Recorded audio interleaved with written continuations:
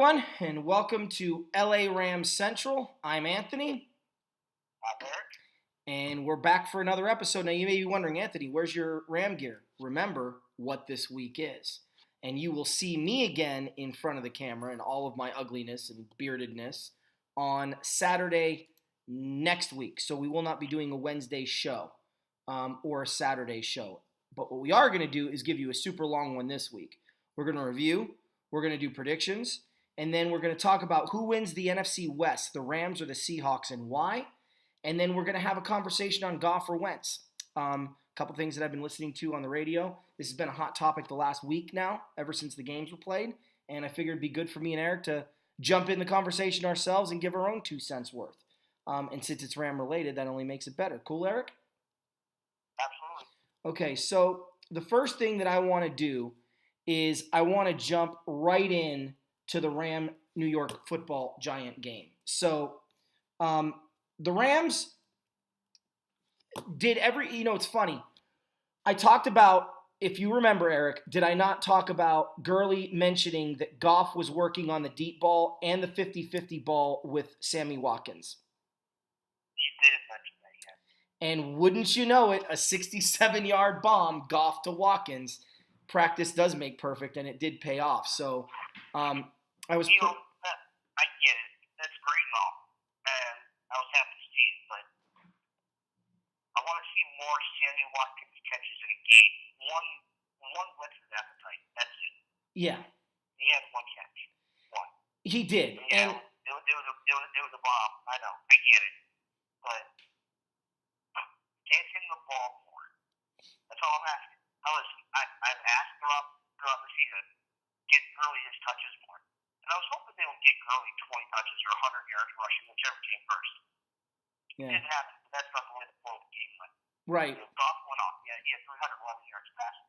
He had over 200 in the first half. I know. Okay, so they kind of dialed it back a little bit. And they let their defense kind of take over and then, trying to run the clock out and not come away with too many injuries in the game. I don't know if anybody got injured. I didn't see. No. But from highlights from what I could tell, that everybody came out pretty healthy. Yeah. Able to. Go ahead. I was saying, there were no injuries. The only thing. You want to run your plays. You want to actually.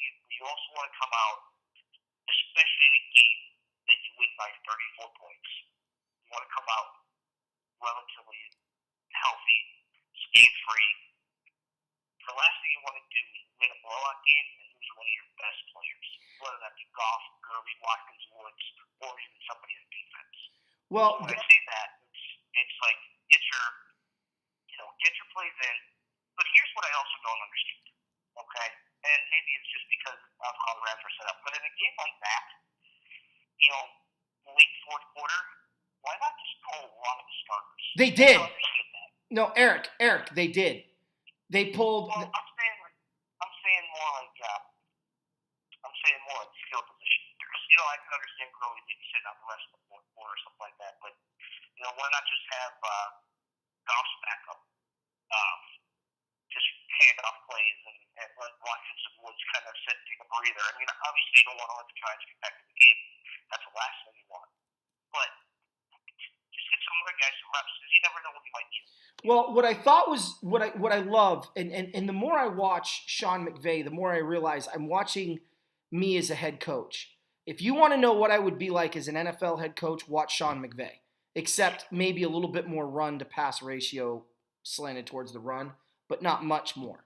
And probably more I formation and a couple of 3-back sets would be in my repertoire. But putting that aside, the Rams are up 48-10. He pulls the starters with 11 minutes to go in the fourth quarter. He pulls Jared Goff out after Gurley. The Rams are still up 48-10. He doesn't throw a single pass. With 9 minutes to go in the game, he doesn't throw the ball. Not even on third down. He goes for it on fourth and I think like 3 instead of kicking the field goal. It could have been 54-17. They got the one field goal because Brown was going off on one particular drive and got the Rams in a field goal range, and on fourth down they took the points. to make it 51-10 or 51. I think it was 51-10 at that point. And then, but Mannion didn't attempt a pass. Now, if you're saying you'd like to see Goff's backup come in and maybe throw a little bit just to kind of get him some reps, I can understand that, because by the time he came in, it was about 9.5 minutes to go in the game, and all they did was just hand the ball off to Brown and let him go off. And, they kind of dealt with the situation from there. But he showed class. I talk about not running up the score, and I went off on New England and Belichick and every NFL team that thinks, it's okay to humiliate the other team when you've clearly got them beat. The Giants quit by halftime. The Rams could have put up 70 points in this game. They clearly started calling plays that were laying off the throttle with no fear of the Giants getting back in that game. And I've told you this in the past. That's what I want to see from a coach. You've got your foot on their throat. You've already choked them out. There's no reason to break the neck. All right, you've won the game. Get your backups in and move on. And that's what McVay did. At 41-10, he had pulled some of his starters, mainly Gurley. At 48-10, he pulled Goff. And at 51-10, he pretty much just he was continuing to run the ball. But I think even at 51-10, it didn't matter. There were 3 keys to this game for me. Third in my birthday, okay, I was born March 3rd, that's 3-3, so on 3rd and 33, the Rams converted to a touchdown, and everyone's like, oh, the Giants quit, or the Giants quit on that play. Yeah, but no, at the same time, they quit after that play. They realized at that point, they bought all of the hype that was going into this game. I know the Rams were talked up a lot, but people are still, it's funny to me. Before this game, I actually heard somebody say that the Vikings will probably be the 2 seed over the Rams, and that the Rams will be a wild card team and Seattle will win the West. And I'm thinking to myself, they're still not getting respect. And don't tell me they haven't beaten anybody, because that's not the case this year. So I think the Giants kind of bought in with the East Coast to, West Coast to East Coast thing. These guys aren't that good. And they realized how fast and how good this team really was. After that play, you saw the New York Football Giants completely quit. And, we did coaches on the hot seat. I actually don't think McAdoo is going to finish the year. If he starts the Webb over Eli Manning, he's done. He'll be done by week 14, if not sooner. Funny thing you bring that up, Anthony, is because after that game, McAdoo was asked about the team, and he said that we're going to start taking a look at some young guys who maybe could be the future of this team. And they asked about Eli, and he said that, it might be time for us to take a look at David Gunn. Now, for those that don't know, Eli has a streak of about 206 to 200 or 207 straight starts. Okay? He started basically midway through his rookie year, and he hasn't missed a game since. Right. His next start, he ties his brother in consecutive starts. So you're darn well thinking already, don't mess with me now when I'm one start away from tying my brother for consecutive starts. Now he's got a few more to go until he catches farm. Don't you think that's one thing that Eli wants over his brother? I mean, they both have 2 rings. Peyton's got a lot of the passing records, and Eli is just he's still chugging along. Now I would be ticked if I were Eli, and all of a sudden you start saying this. You're like, well, we could have done this at the beginning of the season, and nobody would have had to worry about it. Or we do this maybe in week 17 or something. But well, look, I want to pass my brother. This is where I agree. That's an individual thing, and obviously there's no I in team. I get that. But when you're 1-7, there's nothing to look forward to. Yeah. Eli, go out there, pass your brother. We'll talk about this in a couple of weeks. This is where I agree with Deion Sanders. What do you want from Eli Manning? He doesn't have a line to protect him. He doesn't have receivers that catch the football. He doesn't have a running game, and he doesn't have a coaching staff. And the guy that was supposed to be the quarterback whisperer, the guy that they got rid of Tom Coughlin for because he had such a great relationship with Eli, is showing he has no relationship with Eli. He has no relationship with Janoris Jenkins. He has no relationship with Eli Apple. He has no relationship, Eric, he has no relationship with anybody on his team. He is an absolute garbage dumpster fire of a head coach. And the Giants know it. And you cannot put this on Eli Manning. You cannot put this on him. I didn't put anything on Eli, but I know you're not. What Tom Coughlin is doing in Jacksonville now, being in the front office. As far as the Giants go, there was a story that came out of two anonymous Giants, of course they're not going to put the name on it, said that McAdoo's already quit on the team. They said that there was nothing, not one thing, said to the team at halftime for McAdoo against the Rams. Well, you heard him admit it. They asked him, what did you tell the team at halftime? And he went, and then nothing. Like, that's out there. So, that's believable. You know who Ben McAdoo reminds me of?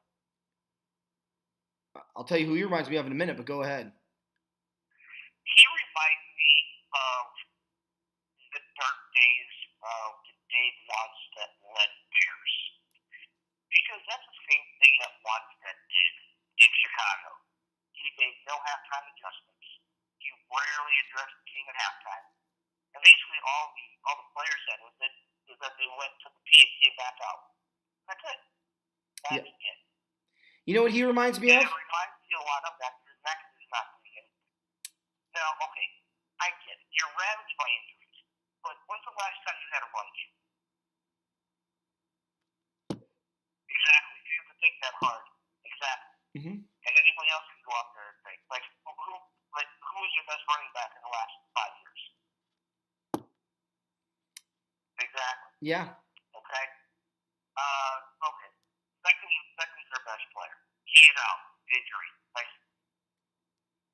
Part of that injury was sustained in the preseason. However, he went out there, he gutted it out, like a lot of football players do. He went out there and tried to play. Wasn't as effective, maybe had one good game. Brandon Marshall, out. He was barely in the offense. Why did they even sign him? Sterling Shepard, he was out for a little bit. He's come back. He's putting up some numbers, but when you're the focal point of the offense, it's either going to be him or Evan Ingram. They're easy to shut down. They're not going to run the ball on you. The only guy you have to worry about on the backfield is Shane Gray on third down. That's it. Well, and that defense right now is so overplayed. Oh, they have been. They were everything. Eric. They're not even playing up to They were overplayed last year. Okay. The bottom line, this isn't on Eli.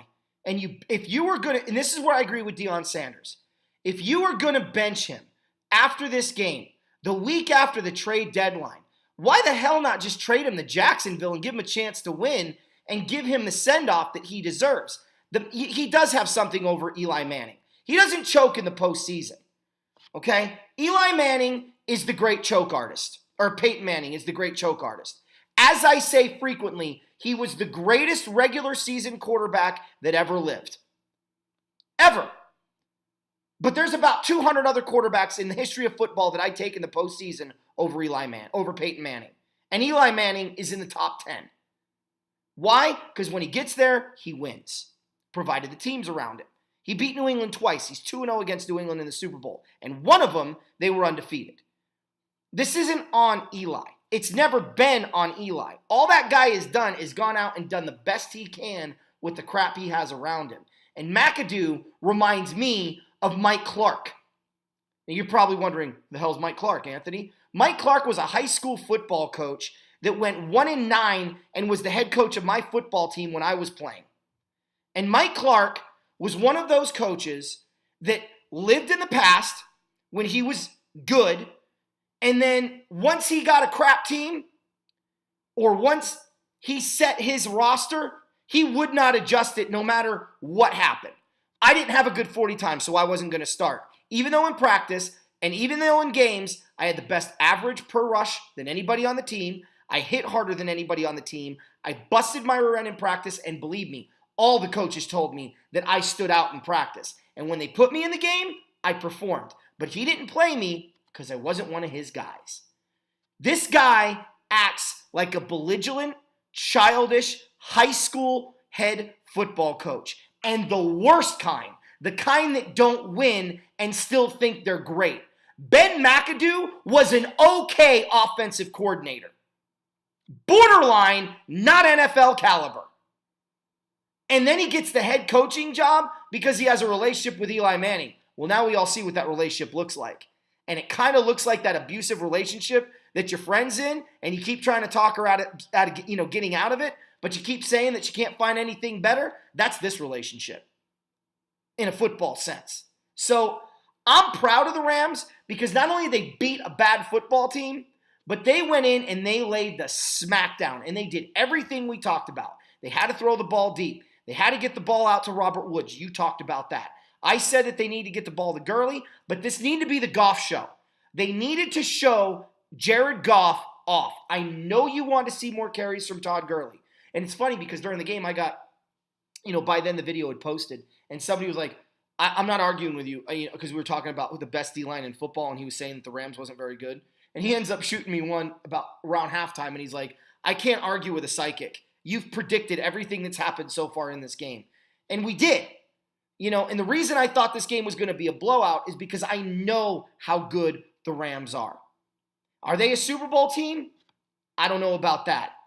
But they're definitely, if not the best team in the NFC, they're the second best team in the NFC. And fortunately for everyone, we're going to find out on December 10th who the best team in the NFC really is. And Seattle doesn't scare me. You talked about being ravaged by injuries. The Redskins can use that. The Redskins are ravaged by injuries. Okay, the Giants can't use that excuse because there's a team that they're looking up at 4-4 that just went into Seattle and beat the Seahawks that can make that claim. The Giants, they have no right to make that claim. No right. I understand they lost their wide receivers. Defensively, they're fine. The Redskins are ravaged on the offensive line, in the backfield, on the defensive line, in the secondary, and in the linebacking core. And their kicker's injured. I think the Redskins have a complaint, but they're playing, so I don't want to hear about injuries because that's a load of smoke for New York to blow.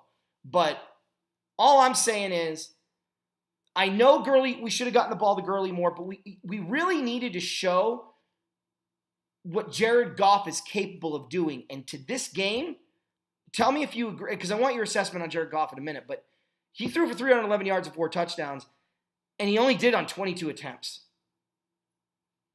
He lit up a secondary that was supposedly really good. Take the floor, buddy. Yeah, not what he had to do. I'm gonna keep it short with that. Everything went right for the Rams. Goff had a great day, and he maximized his pass attempts. That's basically what he played. Oh yeah. Do they need a big game from Goff? Well, against the 1-16, they could have had Goff had the ball on 50 times, and they probably would have won. They could have used the run game. What I want to see on Goff is against Seattle, is against any tougher competition. I would tell you right now that if the Rams and Redskins replayed their early season game, I have the utmost confidence that that would be the game I'd want to see Goff go off on.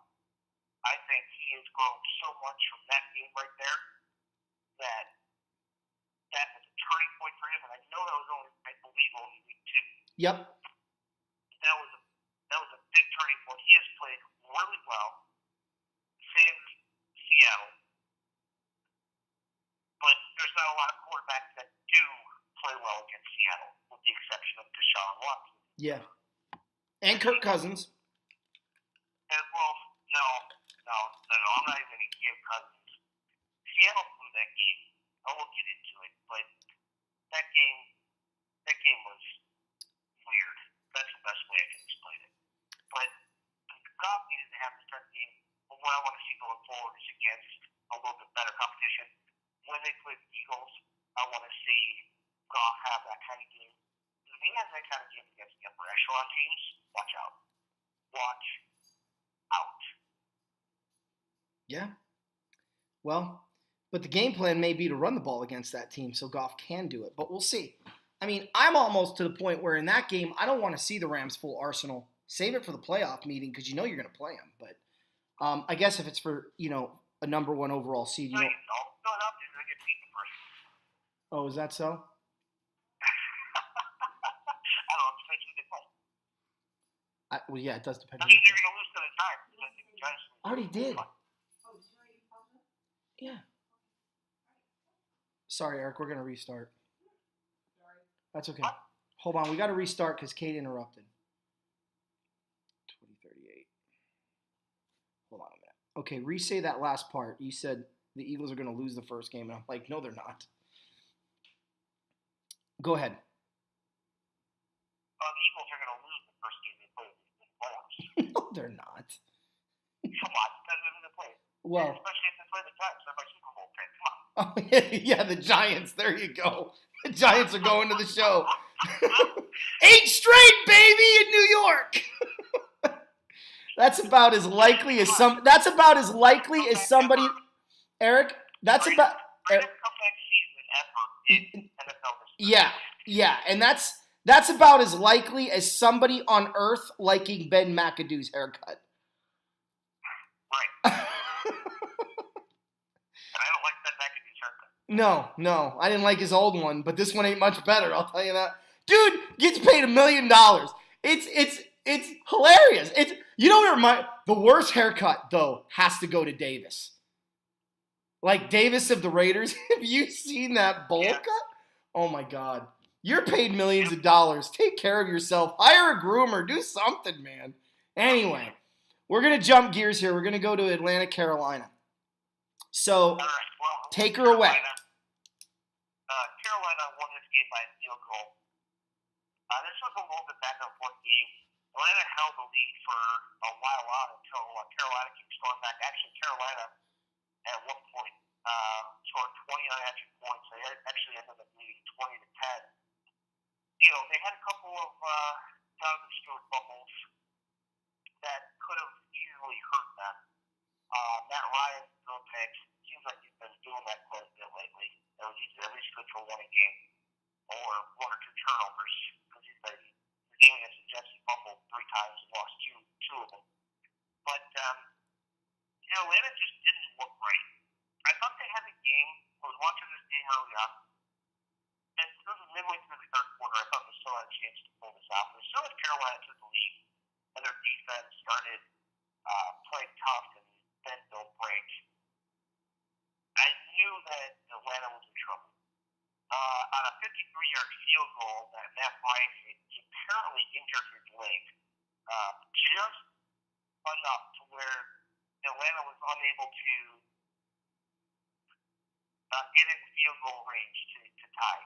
Now, Atlanta went for the first down in the fourth quarter. I believe it was 4th and 7.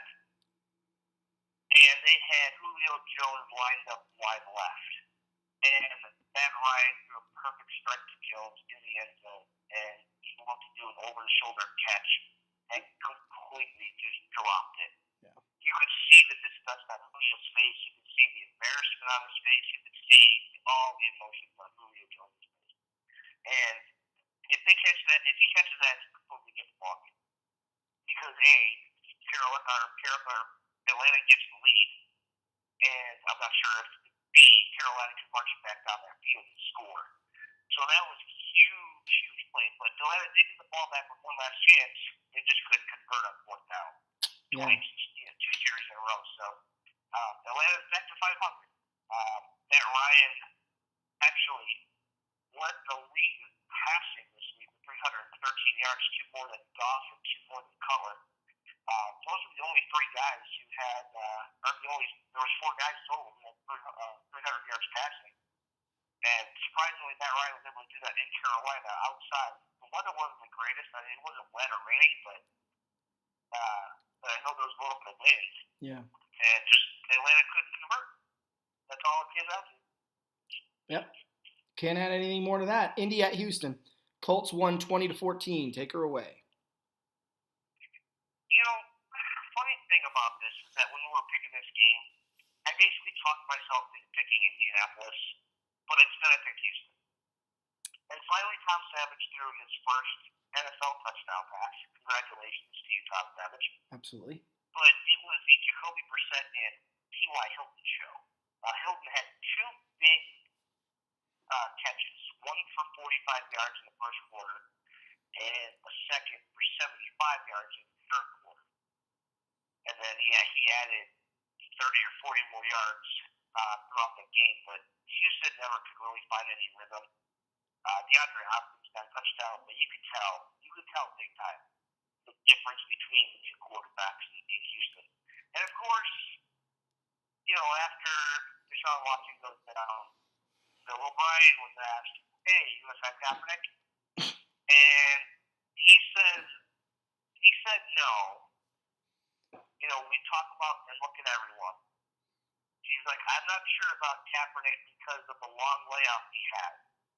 And then they go out and sign Josh Johnson, who hasn't attempted a pass since 2011. Yeah. Needless to say, the whole Kaepernick situation is going to go away. So every time that team has an injury to the quarterback, whether that's Carson Palmer, whether that was Deshaun Watson, who else got injured that day that they've been talking about? I know they talked about Kaepernick in Baltimore to back up Flacco.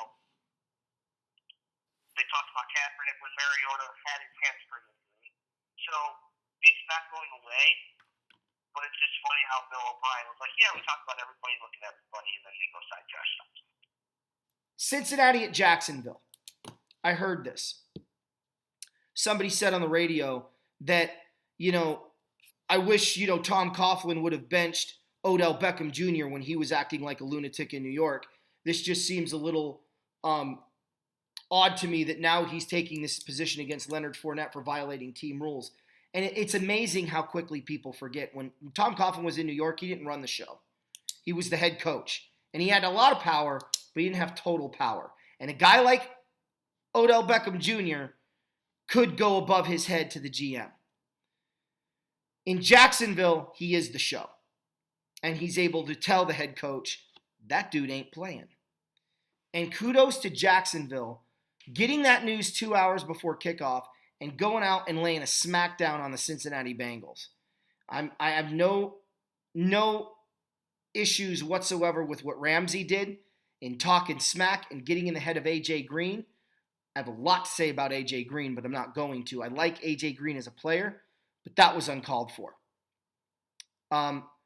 You want to fight somebody, you do what Jalen Ramsey did, which is at the end of the game. I don't know if you heard this, Eric, but Jalen Ramsey went to the Cincinnati locker room and said, "Fight me now. Fight me now. Let's scrap. Let's go. Let's do this. No helmets, no pads, mano a mano. Let's do this." And they pulled him away, and A.J. Green hid in the locker room like a little coward. So kudos to Jalen Ramsey for not losing his cool when he was being assaulted or attacked. I wouldn't call what happened to him an assault. That was more like what happened in New Orleans. But this was certainly an attack. And kudos to him for not reacting. I thought it was ridiculous that he got kicked out. You're kicking him out for fighting back after he got choked out or attempted to be choked out?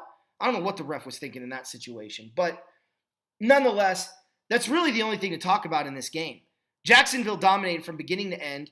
Blake Bortles looked phenomenal, and Saxonville got all their sacks. Now, I've talked about a lot in the last 10 minutes, so I'm going to let you chime in on what I said before this and chime in on this game briefly, and then we'll move on. Is there anything you want to add? Regarding what you talked about before the Jacksonville-Cincinnati game, I said what I said. Hey, let me just add this too. I also heard the Kaepernick talk with Green Bay. Yeah. And we pretty much all saw why on Monday night after Green Bay kind of just got lit up. And we'll get into that too, because I know a lot to say about that actually. Okay. But there was rumblings, why is Green Bay Green Bay would be so much better. You don't know that. Okay? You just don't know that.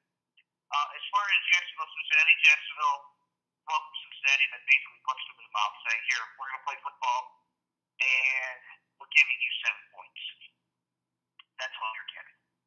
I called in the preview for this game last week that Tyler Conklin would have a big game. He had 2 catches, not that big, not that many, but he also had 79 yards receiving to lead all receivers. AJ Green getting ejected, and Jalen Ramsey getting ejected. I thought that hurt Cincinnati a lot more. Oh, yeah.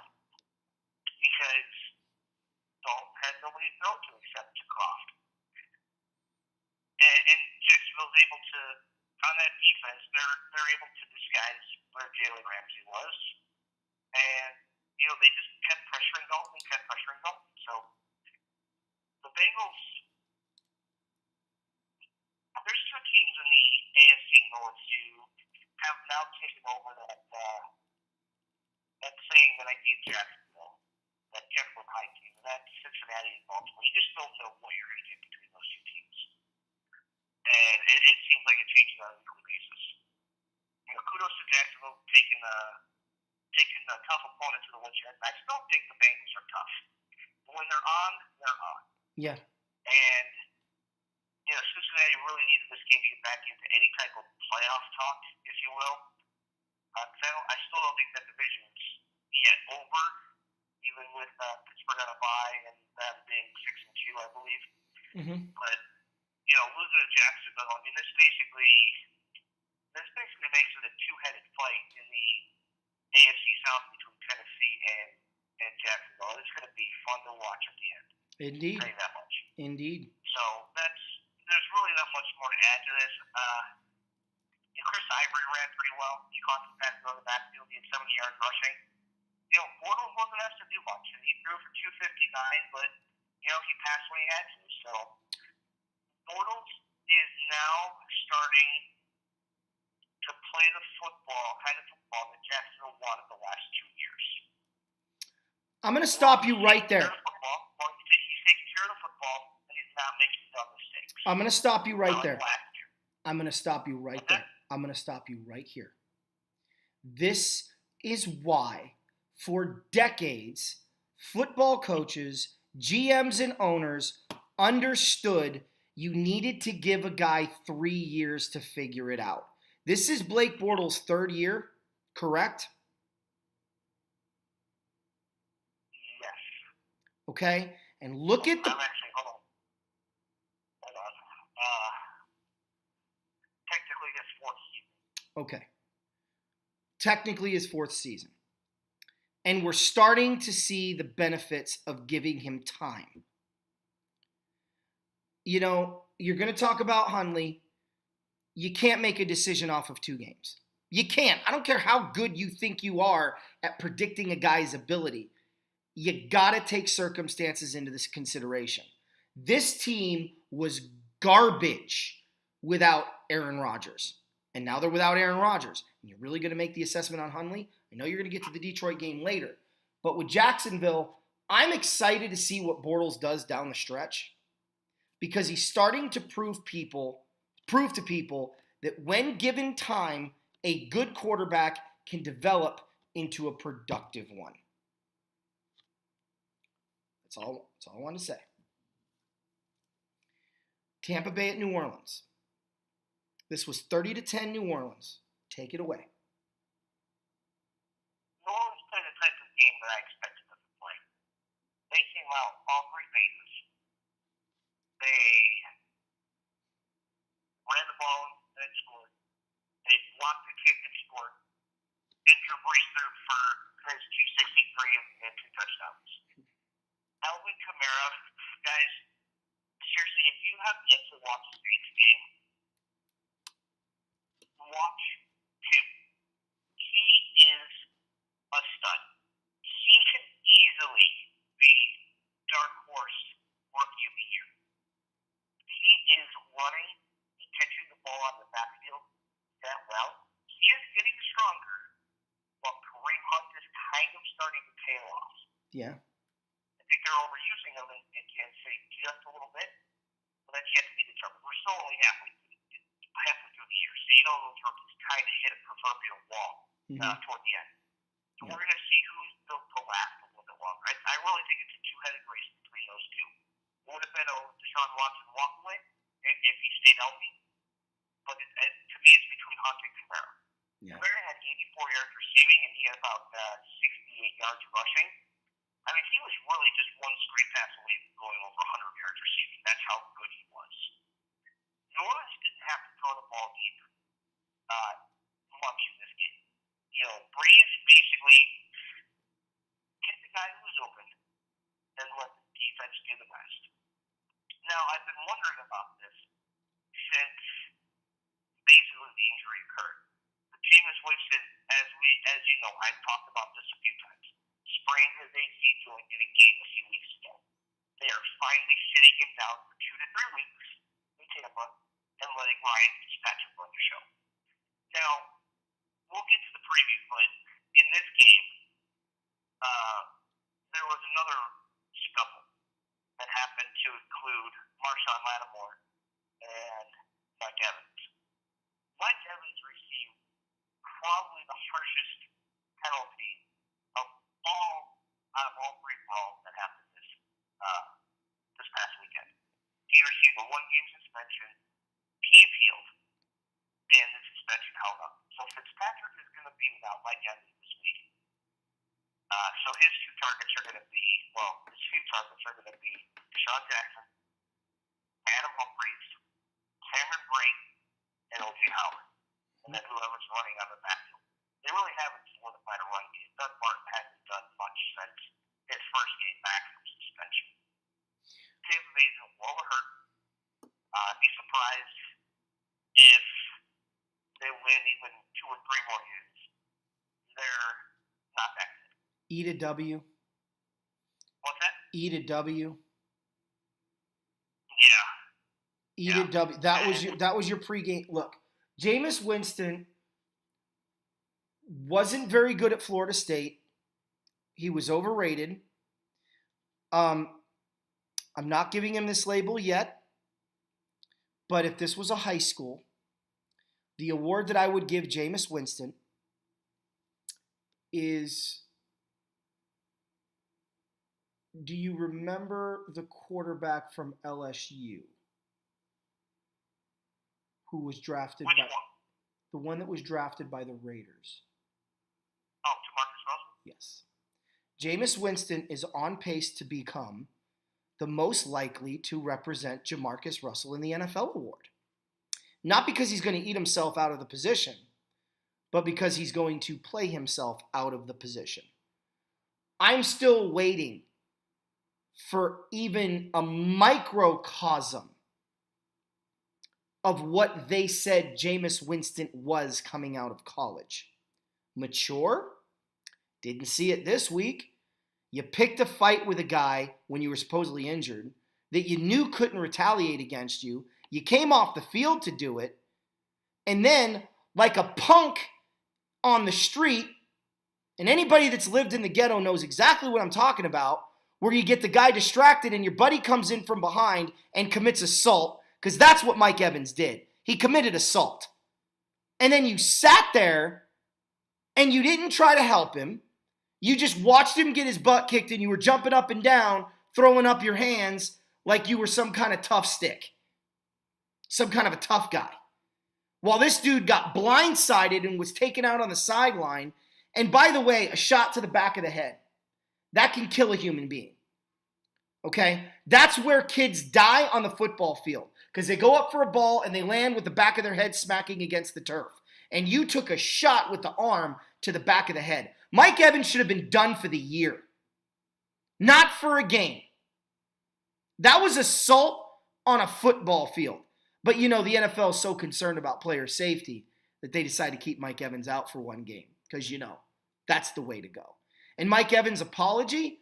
Yeah, I'll take your apology seriously when you don't appeal it first. First you appeal it, the NFL denies you, and then you apologize? That's like apologizing to your wife for the affair while you're committing it in the bedroom and she's watching.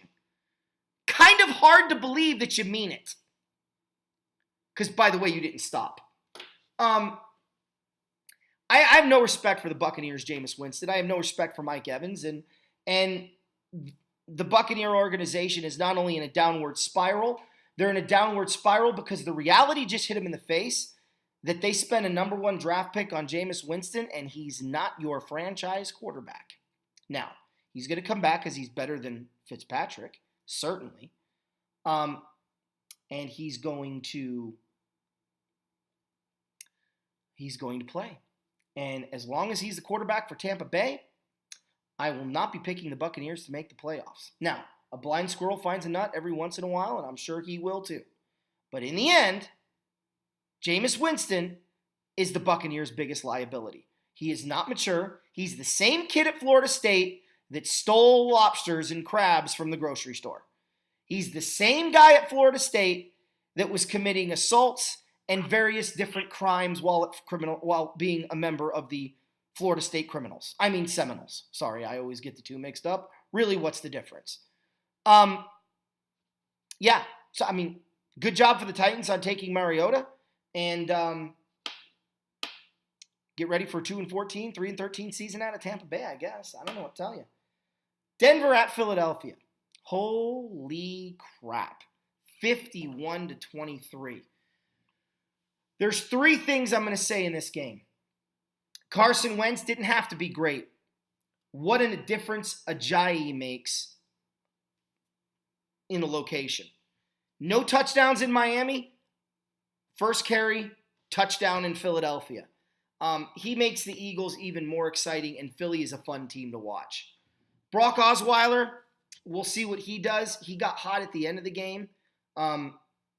Maybe that was garbage time. Maybe it wasn't. But, even if you take the 2 interceptions away, it wasn't going to matter. Denver's defense at no time was going to shut down the Philadelphia Eagles.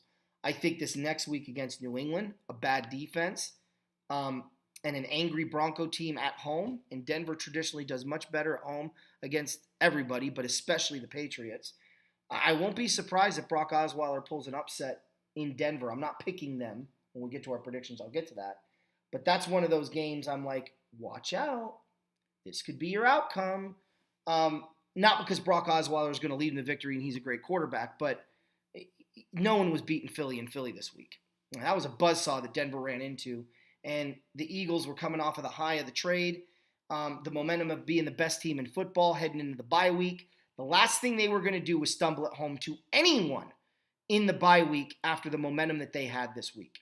So I give credit where credit's due. Philly beat a team they were supposed to. Philly beat a good football team that was desperate, and they beat the crap out of them at home. That's my second takeaway. My third and final takeaway in all of this is right now the Eagles don't show signs of slowing down. They show signs of improving. And like the Rams, these are the 2 teams right now, and you could throw New Orleans in there, but there are 3 teams in the NFL right now that you're seeing an uptick. You're seeing them get hot at the end, at the midway point and beyond, and we'll see who can keep it, because I think it's going to be a fun 3-headed race all the way to the end for home field and a first-round bye. But Philly is just getting better, and that is scary. And defensively, they're playing great.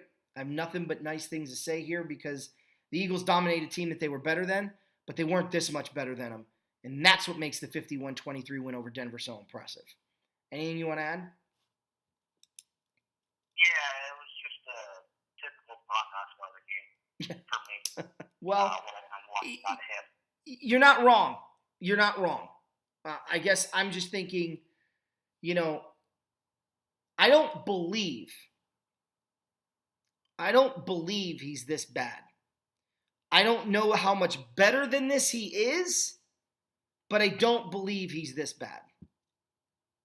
Now, maybe that's because the guy, he hasn't had a lot of time. We haven't had a chance to really evaluate him outside of 1 year, 1.5 years, but look at how bad Blake Bortles was just a year ago. You need to give him time.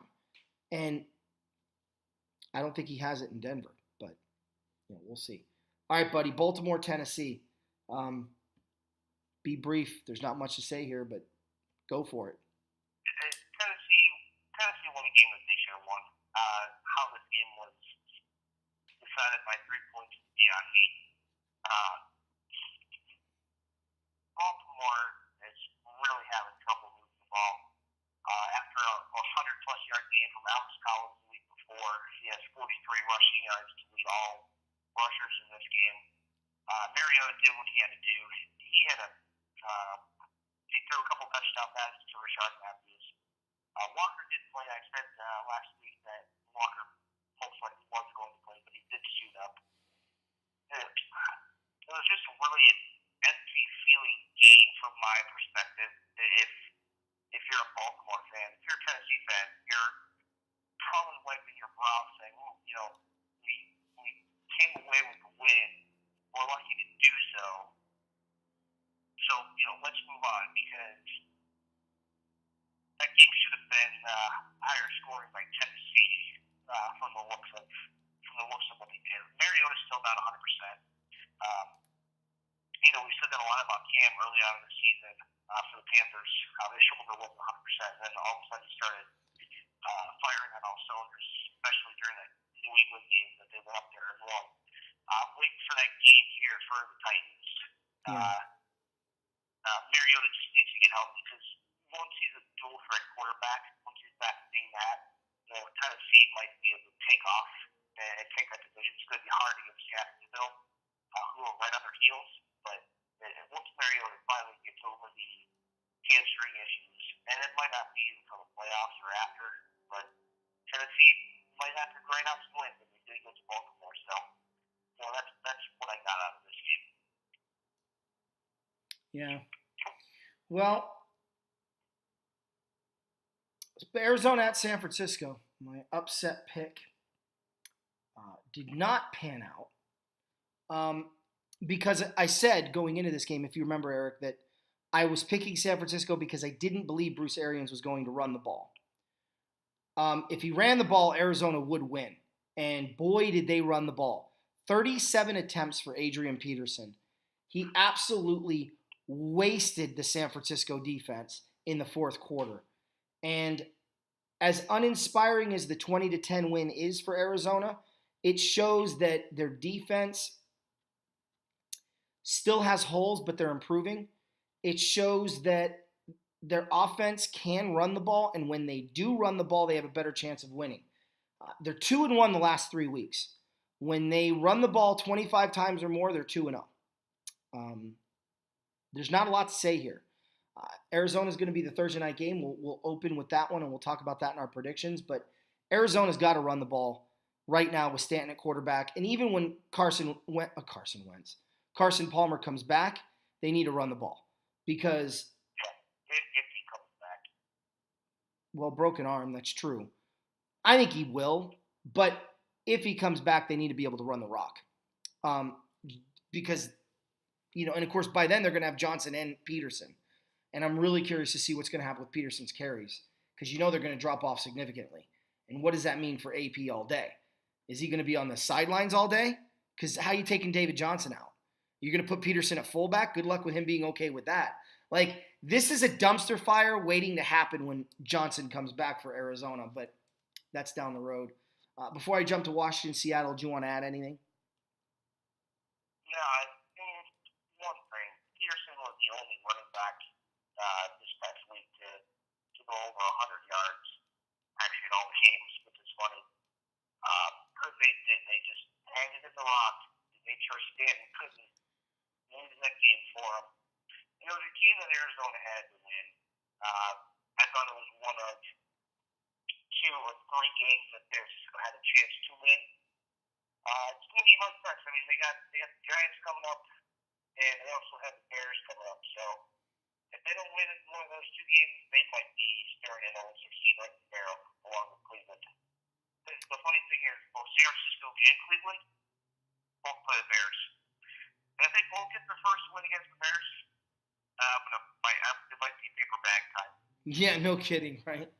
Well, you still haven't done your homework, have you? I have done my homework, actually. Thank you very much. All right, good. We'll talk about that when we do the Bear game this week in a minute, a little bit later.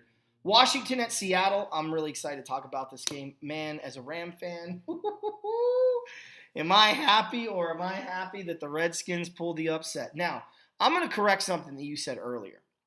You said that Seattle blew the game, Washington didn't win it. Shut up. Shut up. No. Look, I watched every snap of this game, and it was an old-fashioned 1970s, forget 1980s, style football game. The reason Seattle got beat in this game is something that I mentioned back in the beginning of the year. And I actually was listening on my ride home today from work. The Cardinal, Gambo and whatever the other guy's name is, Gambo and whoever, were talking to the Seattle Seahawks play-by-play guy on the radio. And he said, and I quote, that Seattle's defense isn't a bad defense. They think they're the 2012 Seattle Seahawks, or 13, whatever year they won the Super Bowl. They think they're still that defense, and they're not. And I'm like, did I not say that this is about the time that a Pete Carroll coached football team starts to get overconfident, starts to think they're better than they really are, and starts to get lazy? Yes, I did. And that's exactly what this play-by-play guy was hinting at when he was talking about it. Now, he still thinks Seattle's going to go on to win the division, but here's the problem when you're lazy, okay? You commit stupid penalties. The offense committed 10 penalties. The defense committed 6. They had 16 total penalties in the game, okay? You start to take guys lightly. Josh Doxson got behind the safety, who is actually a pretty good safety and rarely gives up the deep ball, okay? And you start to believe that you're better than you really are on all phases of the game. They scored and they relaxed on defense, and then when they had to come back out on offense, they were kind of ticked off that they had such little time to come back with, because I think they still had time to get a field goal. I think they had like a minute something to go with 2 timeouts or 1 timeout because Washington scored so quickly. But the Redskins defense won this game. And if you watch the game, if Seattle had won, you would have walked away feeling like they stole the game. They had no right to win it. And they didn't, because Washington took it back. And they took it back for all of the reasons I mentioned. They're lazy. They have the worst right guard and right tackle in professional football. They have no running game to speak of. Their wide receiver play is inconsistent. It's Russell Wilson or bust on offense, and defensively, they're older. And they're not wiser. There's no question the loss of Earl Thomas hurt him in this game. But guess who's not playing this week in Arizona? Earl Thomas is out. They're hoping to bring him back next week. So Washington didn't steal this game. Seattle had no business winning this game, much like the Houston Texan game last week. The difference is Washington got them. Go ahead, E.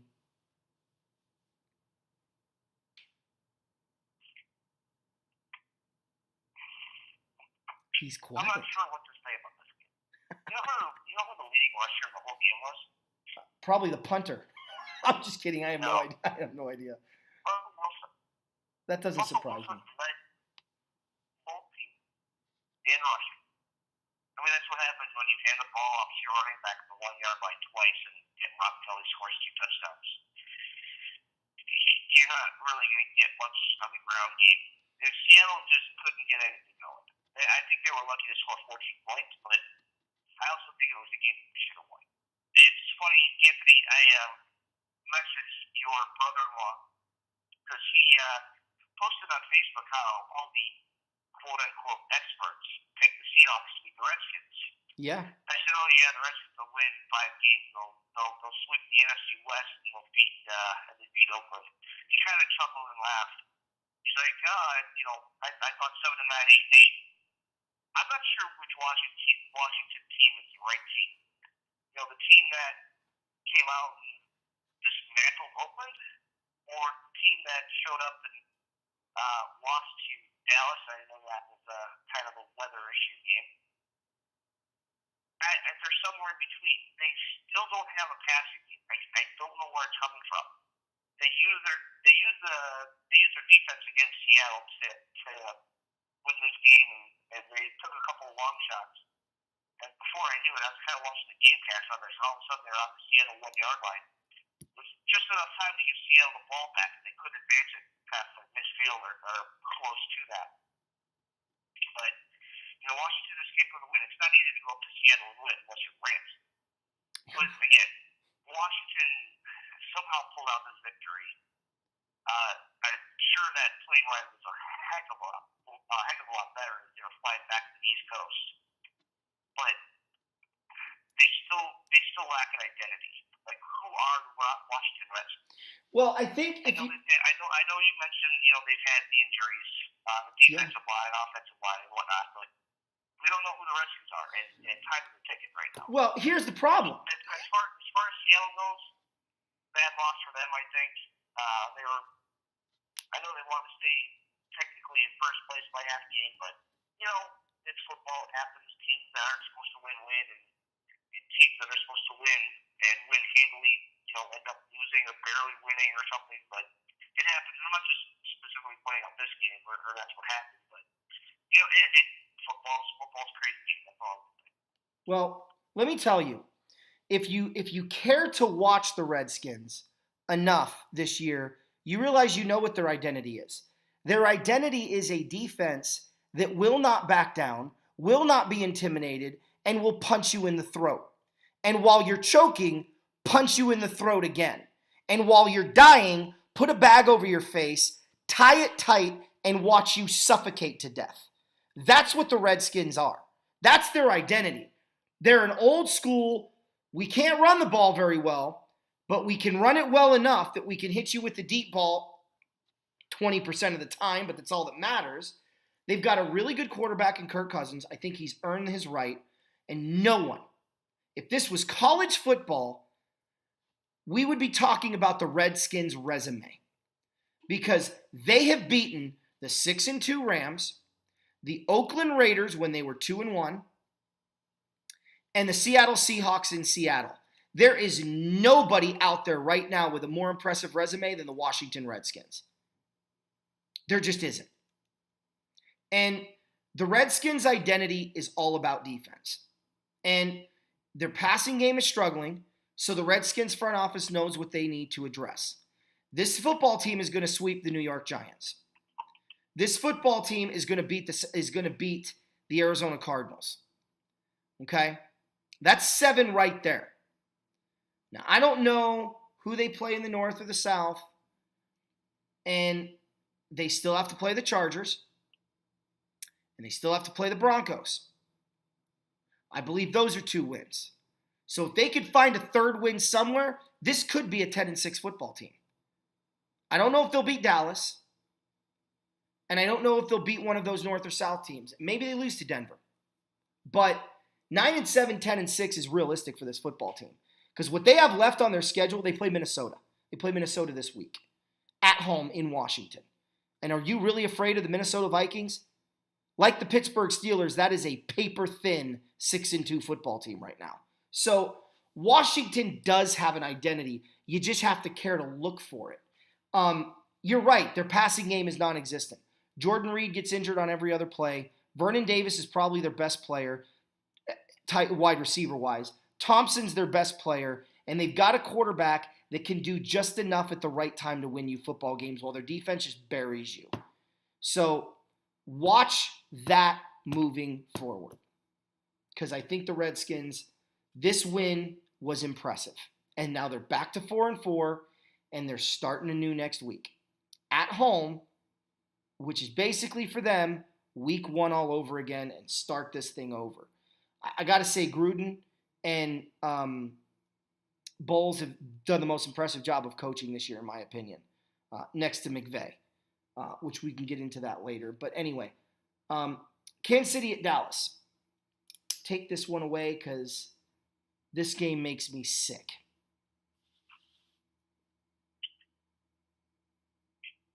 Dallas did what they had to do to win this game. Yes, they did. Elliott had a good game with 93 yards rushing. The one that surprised me the most, and this happened quite a bit actually once Des Bryant was injured, but Terrence Williams had one heck of a game receiving for the Cowboys. far as the Chiefs go, Hunt was a non-factor. Alex Smith did everything he could to keep the team in ball game. I don't fault any of Kansas City's struggles in this game on that offense. I heard rumblings after this game, with their little slide that they have, that, is it time to bench Alex Smith for Pat Mahomes?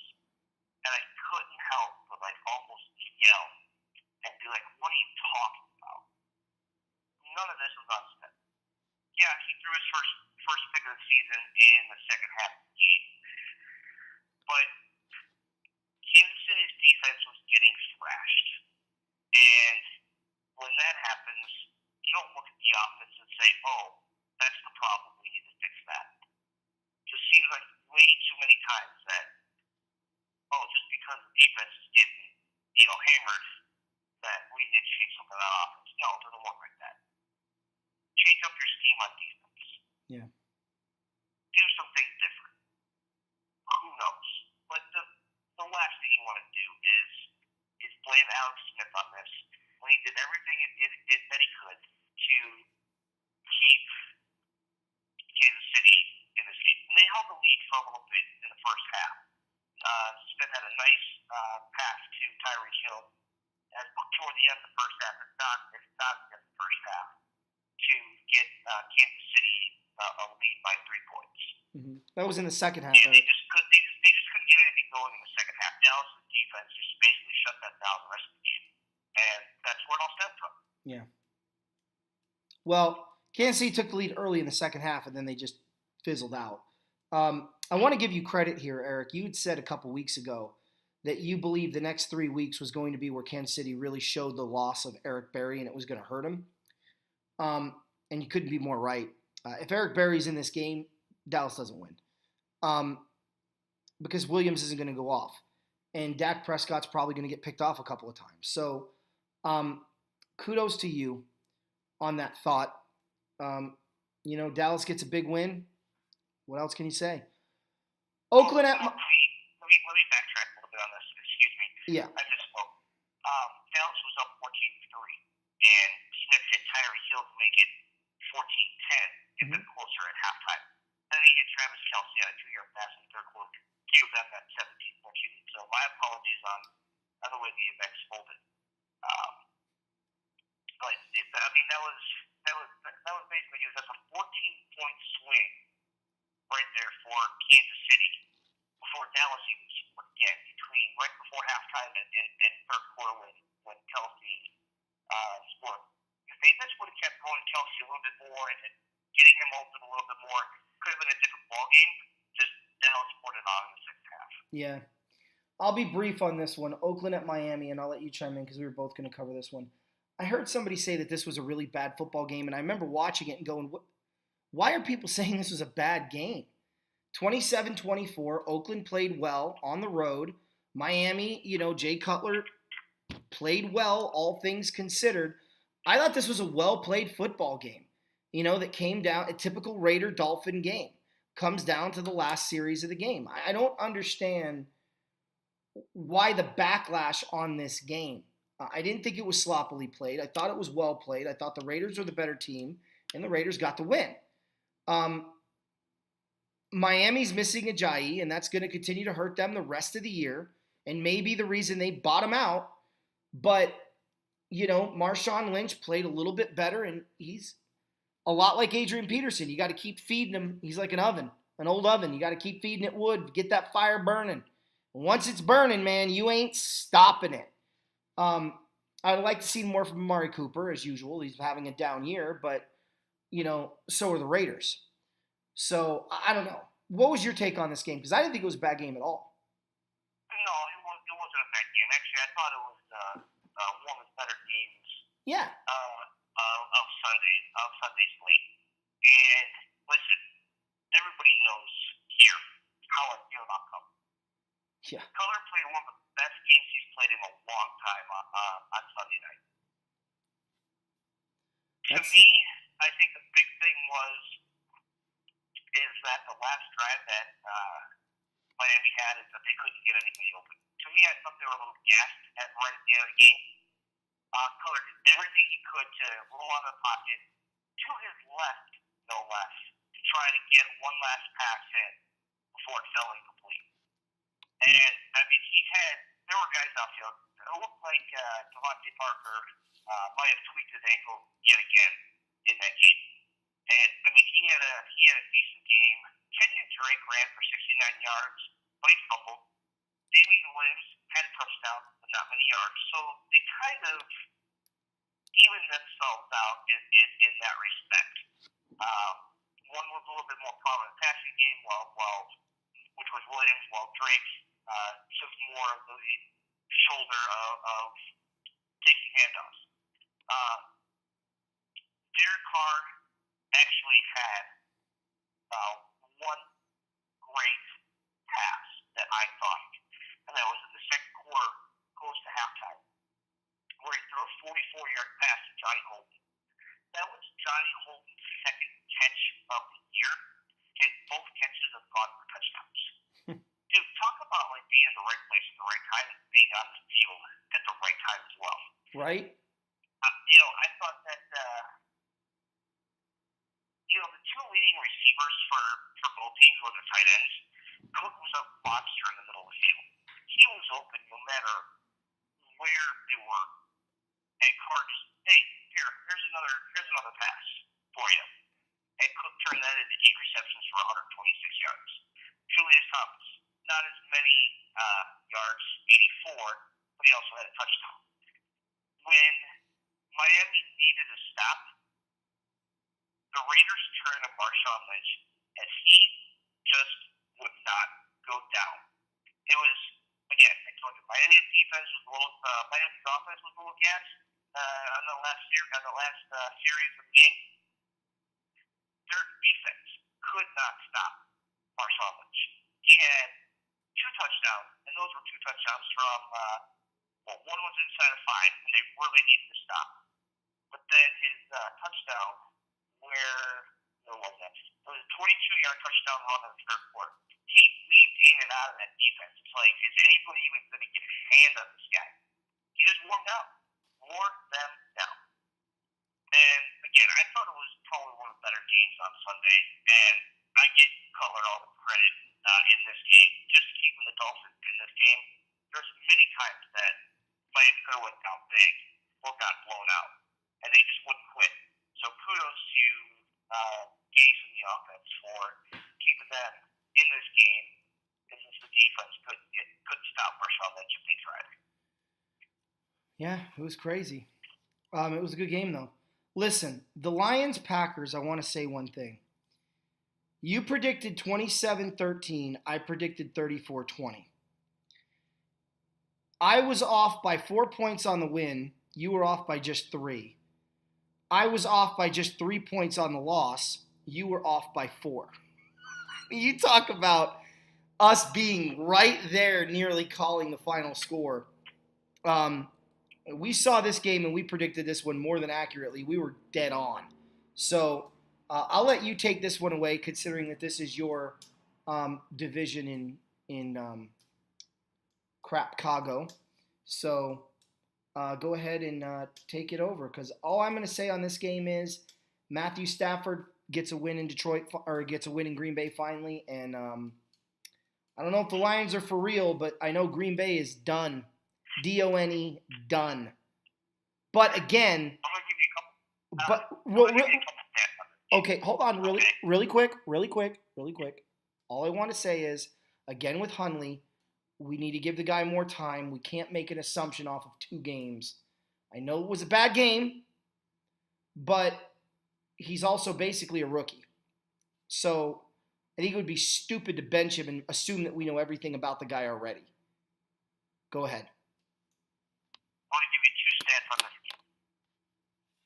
Number 1, Detroit is the first visiting team in Lambeau Field history to not punt.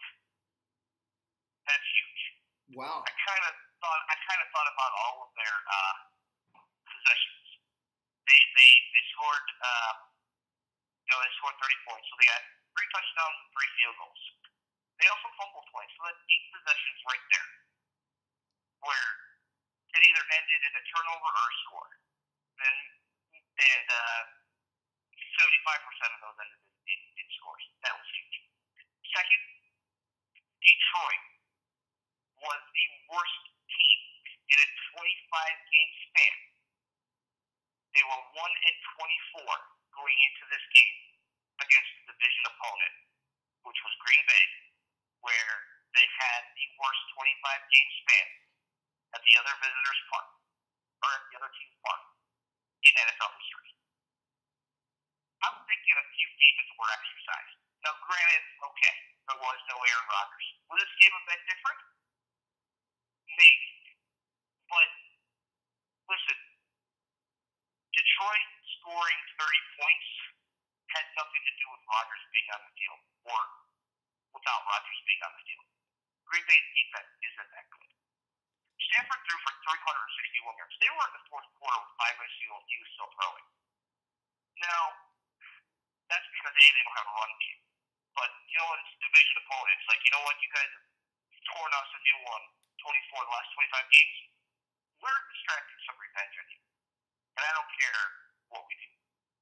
Golden Tate had a good game. He had 113 yards receiving. Marvin Jones had 2 touchdowns. Green Bay's offense, how they got 17 points is beyond me. Aaron Jones couldn't get anything going on the ground. Hundley had a few nice passes here and there. The guys who are suffering the most are Rodgers' biggest weapons. Devontae Adams, Jordy Nelson, especially Jordy Nelson. The chemistry that Nelson and Rodgers have is unprecedented. Not since the likes of Warner and Bruce, or Warner and Holt, Montana and Rice. That's the kind of trust, that's the kind of connection that those guys have. Those are that's some pretty good company to have. Yeah. And also, I'm going to throw in Randall Cobb as well. I mean, he had one big game to get Green Bay into the red zone and eventually score a touchdown. But Green Bay also scored right at the end of the game as well. Jamal Williams with a 1-yard touchdown run as time expired. Detroit did everything. Detroit had its way with Green Bay. And again, is this game closer if Rodgers plays? You know, it's probably a 30-27 game. Or maybe a 31-30 Green Bay win. Who knows? We'll never know. Yeah. Hundley, I know you say give Hundley time, but there's a reason why Matt Flynn stuck around so long in Green Bay and had a 6-touchdown game against New England right before he hit free agency. He knew the offense. He was an avid studier. I'm not saying that's not the case with Brett Hundley. Brett Hundley's in his 3rd season. You should show something. Granted, okay. And here's where I'm going to take a step back with him, too. Because remember all of Peyton Manning's backups? I mean, who remembers Peyton Manning's backup quarterback? But when you get no reps in practice because your number 1 quarterback is a future Hall of Famer, okay, yes, you're going to struggle. And this is game 2. And it doesn't get easier with game 3 for Brett Hundley. So we're going to see what Green Bay really is in the next couple of weeks. I mean, if they're really down and out for the count, is it A, worth bringing Rodgers back, and B, seeing exactly what Hundley can do for the rest of the season? Right. But it was a big win for Detroit. They had that bad taste in their mouth from that loss to Pittsburgh a week earlier on Sunday night. They come in, they lay the smackdown on Green Bay. Of course, all Green Bay fans on message boards and whatnot, they're all up in arms, like, oh, we gotta fire this guy, we gotta go sign Kaepernick, we gotta fire Ted Thompson, we gotta let go of this guy, we gotta fire this guy, McCarthy's gotta go. I mean, it was overreaction late Monday night, overreaction early Tuesday morning. Yeah. From everything they're in. But it's Green Bay's front office fault. Because they're not going out, they're not getting those free agents that they need to where they could get depth on offense and defense. They lost Brian Bulaga, offensive lineman, to torn ACL in the game, and they also lost their safety, who's going to be out for a couple of weeks as well. So Green Bay's in a world of hurt, and I can't wait to preview their next game. I really can't. All right. Well, let's get to the predictions. We'll jump in. We'll jump ship. Like I said, this is going to be a longer show than normal. I'm going to go pretty quick here. Seattle at Arizona. I'm going to go with the same caveat. I'm picking Seattle because I don't believe Bruce Arians is going to run the ball 37 times again. However, if he does run the ball 37 times again, Arizona is going to win this game. If this game was in Seattle, I would be picking Arizona, and I'll tell you why. Arizona's won 3 straight in Seattle. They are 4-2-1 in the last 6 games against the Seattle Seahawks. Unfortunately, 2 losses and 1 tie at home, and 3 wins are on the road with 1 win at home. So, take your pick. In their last 7 games, sorry, they're 4-2-1 in their last 7 games with a win at home, a loss, 2 losses at home, and a tie, and then 3 wins on the road. I'm picking Seattle to win that game because I don't think Arizona is going to run the ball enough, and I think Russell Wilson will be able to gash the defense enough. Who are you picking? I'm picking Seattle because I don't trust Bruce Arians. San Francisco isn't Seattle. Seattle isn't San Francisco. That's the main reason. I think you see Seattle with a little bit better of an offensive rhythm in this game. But that's not to say Arizona's defense is bad because they have some good players. And Matthew in the secondary, Bonnie Badger. They got Chandler Jones, linebacker. And yes, okay. And you got Patrick Peterson out there in the corner as well. So Peterson's going to do everything he can to shut down Baldwin. So it's going to end up being Jimmy Graham, Paul Richardson, and Tyler Lockett. Yeah. So if they can get any sort of ground game going for Seattle, and I don't mean Russell Wilson running the ball 10 times for 77 yards, but then Seattle's going to have a field day. I just don't think Arizona has the ammunition to keep up with Seattle if it gets into a shootout. So that's why I'm going with Seattle. I just don't trust their standards to win the game. Understood. New Orleans at Buffalo. I'm going with Buffalo. It's supposed to snow. The Saints are leaving the dome. Drew Brees outdoor in the snow should be an interesting game. I know Kamara's pretty good. I think the Bills want to get that nasty taste out of their mouth after 10 days ago losing to the Jets in New York. I think they're ready to go. I think that they're not going to be taken by surprise by the New Orleans Saints. And Buffalo has beaten some really good offenses so far this year. They haven't lost at home yet. And like I said, it's going to snow, and it's a dome team going outdoors in the snow. Buffalo over New Orleans. Who are you picking? Man, I wish I got this game here where I'm at, because this is one game that's going to be worth it no matter where you're at to watch it. Whatever corner of the United States or central United States that you're in to watch this game. I think you're going to see 2 big-time defenses showing up in this game. It's going to be a defensive struggle. But because I think that Buffalo has a better run game, and they also have a better defense that LaShawn McCoy breaks out for over 100 yards against the Saints. That's going to be your difference maker. That's why I'm picking Buffalo in this game. Nice. Yeah, I'm actually recording that game. Green Bay at Chicago. For me, it's simple. I'm picking the Bears. Their defense is great. Their offense is good enough, and Green Bay isn't. Now, you said you did your homework. So what did you notice about your Bears and my Rams in 83 through 85? From 83 to 85, just basically, and I'm looking at just, I don't want to say generic stats, because I don't think any stats in football are generic. But when I talk about generic stats, I'm talking pass yards, rush yards, total yards, whatnot.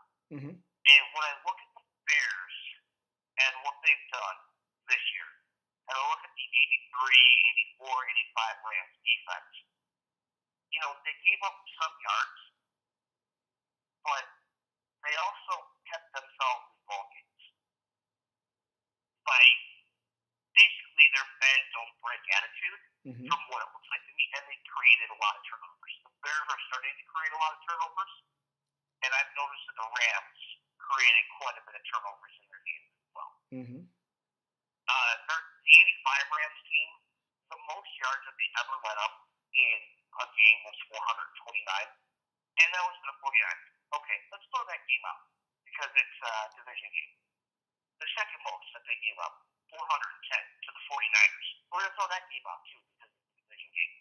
The most that they gave up outside of the 49ers, 333 yards to the Giants. Everything else was that, or even 200, or even the least amount they gave up was 187, and that was the good thing. Yeah. That 85 team was sick when you look at them on paper. Yeah. So, yeah, they didn't give up. They didn't give up a ton of yards. The Bears aren't giving up a ton of yards now that they have a quarterback who can prolong plays. I'm not saying he's their whole offense, but he can prolong plays, and he can also actually hit a receiver, unlike the previous quarterback that started the first 4 games was able to. So, I'm seeing a lot more. I'm seeing a lot of turnovers forced on defense as well. And when you're able to do that, you're going to be in a lot of games, and you're going to actually pull out a lot of wins. Right, and what I hope... That's what I see with the comparison between this year's Bears team and those 3 Rams. Right, because what you're seeing is a team that runs the ball and plays defense, and that's what your Bears do. Yeah, and okay, so going back to that as well, when I even look at the rushing and receiving totals, 83, Eric Dickerson, 1,808 yards. Leading receiver. Want to take a guess who your leading receiver was back in 1983? Let me try to think here. I know in 84 it was Henry Ellard.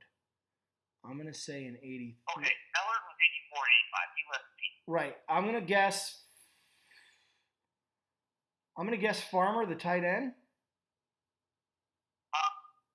Close. He was 101 yards off. Go with your other tight end. Do you remember who your other tight end was? David Hill. No, Mike Barber. Oh, Mike Barber. That's right. Hill came in 85. Yeah. 84. Okay. Everybody, if you're a Rams fan, everybody remembers 84. 2,105 yards for Dickerson. Ridiculous. Right. Okay. Leading receiver, you mentioned Henry Ellard, 622 yards. Mm-hmm. Okay. 85. And I'm telling you stats you guys already know. Dickerson had 1,234 yards and 12 touchdowns. So he still had another ridiculous year. Maybe the year prior kind of caught up to him, and that's why he did. Well, he also missed 2 games or 3 games because of a holdout. Yeah, he missed 2 games. But Ellard went up in receiving yards. He had 811.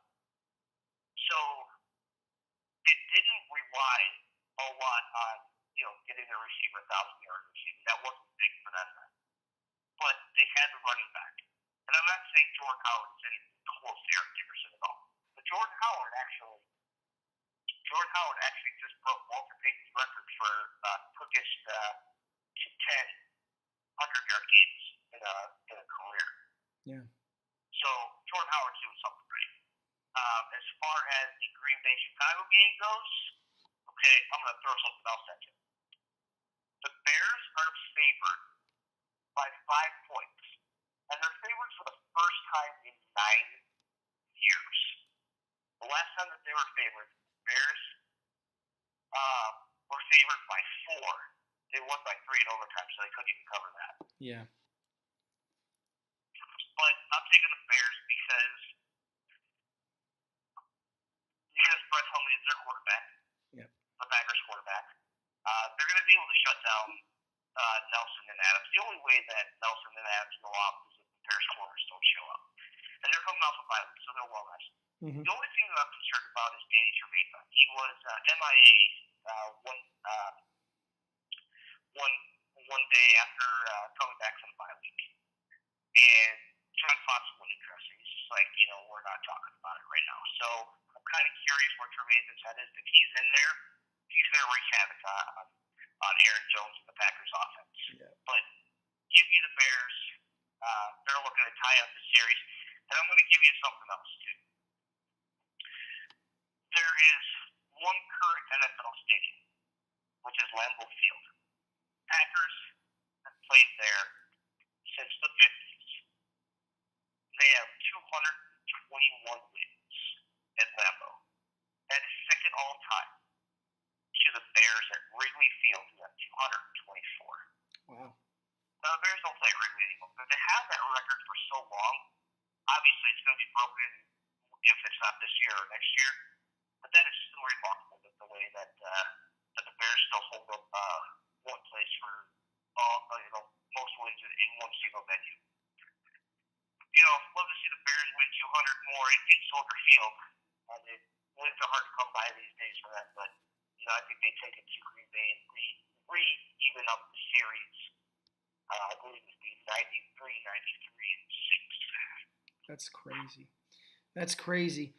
You wonder if the Packers would have already broken that record if they didn't play so many games at Milwaukee Stadium from 80 to 2000 or 98, whatever it was. 94.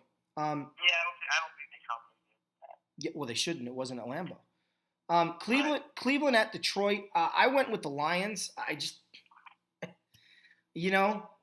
don't know where the Browns are getting a win, but they're not going to beat Stafford in Detroit. I'm sorry, it's not going to happen. I got Cleveland losing to the Lions.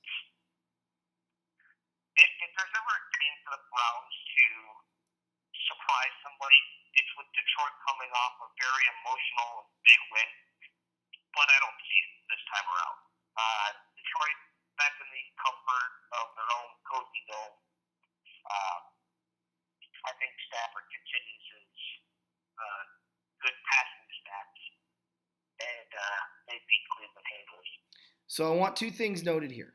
I said the Arizona Cardinals would win if they ran the ball more than they threw with Adrian Peterson, and Eric warned you that this could be a game that the Lions overlook the Browns. So if Cleveland makes it close or pulls off the upset, and Arizona makes it close or pulls off the upset, remember what we said here on our show. Pittsburgh at Indianapolis. I went with the Steelers. I don't think the Colts are going to win very many football games. Congratulations to the Colts in beating a team that wasn't winless for the first time this year, but they're not beating Pittsburgh. Pittsburgh coming off the bye, they're rested. The only way this game is close is because Indy's at home. But it's a dome, and I think Le'Veon Bell is just too much to handle for the Colts. Yeah. They're going to make Pittsburgh's going to get out to a lead early. They're going to make Brissett throw the ball. And I look at Brissett, and I think he should be faster than he should. Okay, but he is not that fleet-footed as I expected. Like I thought he looked faster in New England when he started that one game. Yeah. When Brady was severely his 4-game suspension. But I don't know if it was just because of when he played or what, or if it's just a change in venue or what's going on. But, when I watched him a few weeks ago in that Monday night game against Tennessee, and he went for it on 4th and 1, and he did the roll-out bootleg, he just did not look like he had it. And I think Pittsburgh's going to feast on that this week. And I just like Le'Veon Bell for a big game in this game. I mean, obviously, Roethlisberger's going to get to Brown and Bryant and Jesse James and Smith-Schuster, but I don't see big games from the receivers. I just see a big game from Bell. Interesting. All right. Chargers at Jacksonville. I think this is the game the Chargers are really going to end up realizing how much they missed their line. DeCastro really could have helped here. I don't know if he would have helped enough. Jacksonville, I got beating the Chargers, and I got him beating the Chargers pretty handily. Yeah, I like Jacksonville in this game. The Chargers going west to east, early start for them. I know the Chargers play some teams tough. They played Broncos tough. They played New England tough. I still think that they played Jacksonville tough, but I think Jacksonville too much to handle, and I think they find a way. Jacksonville isn't the greatest against the run, but I think they find a way to stop Melvin Gordon and Nick Rivers' throw. Since Ramsey's not suspended, Ramsey's probably going to be lined up on Keenan Allen. So look for a lot of Gates and Hunter Henry in this game, and maybe even the rookie Mike Williams. Look out for Travis Benjamin. Look out for Travis Benjamin too. That's right. Yep. Jets at Tampa Bay. I think it's going to be the Cameron Brate show, but it ain't going to be enough because Fitzpatrick and the Jets have a date for a date of destiny, and I think the Jets are going to do what they're going to experience on the opposite end what they experienced a lot last year from Ryan Fitzpatrick, and that's a lot of interceptions and a defensively dominated football game, and I think the Jets come out on top over Tampa Bay. Not a bad weekend. Go down to Tampa Bay when it's 30 degrees up in New Jersey and 75, 80 degrees in Tampa. Yeah.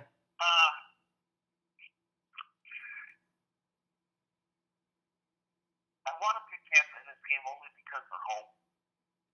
But without Mike Evans, I find it really hard for the Bucs to even keep up. And if Fitzpatrick does get into his turnover ways like he did last year with the Jets, it's going to be a long day for Tampa. I was looking maybe for Matt Forte to have another big game. He sat out practice on Wednesday because of swelling in his knee. So I think you're going to see another three-headed monster running the ball between Forte, McGuire, and Bull Powell. I think it's going to be a big Bull Powell show. Bull Powell show, I should say. Thank you. Try saying that 4 times fast. Right. But, the NFL suspended Jeremy Curley for 4 games. I believe it was for performance-enhancing drugs. So that deals a blow. So they really have Robbie Anderson and Arian Jenkins and Eric Robinson out to throw the ball to. Outside of Forte, who's a good pass catcher on the backfield. So I think it's going to be a lot closer than you might think. But I think I'm going to roll the Jets well in this game. Without Mike Evans, it's hard to pick them up. Yep. Cincinnati at Tennessee. I think Marcus Mariota at home. I think the Tennessee Titans running game is going to be too much for Cincinnati. Without A.J. Green, I don't know how the Bengals score in this game. I guess they could throw to Sanu. Oh, yeah, wait, no, they can't do that. Well, I guess they could throw to Chad No, they can't do that. Where is Eifert, by the way? Eifert's out for the year. Okay, I was going to say, because he's been non-existent, and that would explain why. You can't go to him. Just Tennessee all day in this game. I'm sorry. Yeah, A.J. Green is playing, by the way. He did not get suspended. Really? Yes. How? The only one who got suspended was Mike Evans. How did he not get suspended? So even though A.J. Green is playing and Tyler Croft can roam in the middle of the field as our tight end, I'm going with Tennessee as well. I think Tennessee has too many weapons for Cincinnati to cover. I'd love to see Cincinnati finally settle up money back, but Tennessee has a great two-headed monster themselves, and I think it's going to be way too much Tennessee's offense on Cincinnati. Yeah. Minnesota at Washington. I've got the Redskins. I'm sorry, but the Vikings are the most pathetic 6-2 team I've seen since the Pittsburgh Steelers this year. I think they're paper 6-2 football teams. You're really going to tell me that Case Keenum's going to go into Washington against that defense that just shut down Russell Wilson in Washington, where they just came back from winning in Seattle? The Redskins will be 5-4 when this game is over, and Minnesota may get 10 points in this game. I'm going Washington big. Maybe 27-10, something like that. Well, just like how your Kansas City pick turned out last week, your Washington pick is going to turn out this week as well. Okay. You guys know that their defense is really good. Again, who's the threat on Washington's offense? The only threat that's on Washington's offense right now is Chris Thompson. Jordan Reed is out. Vernon Davis can easily be covered by a linebacker. And who knows if Crowder's going to play? Who knows if Pryor shows up? Who knows if Josh Doctson is actually going to come down and catch a ball? Ron Kelly having a tough time running the ball himself. Kawhi's not even going to be a factor.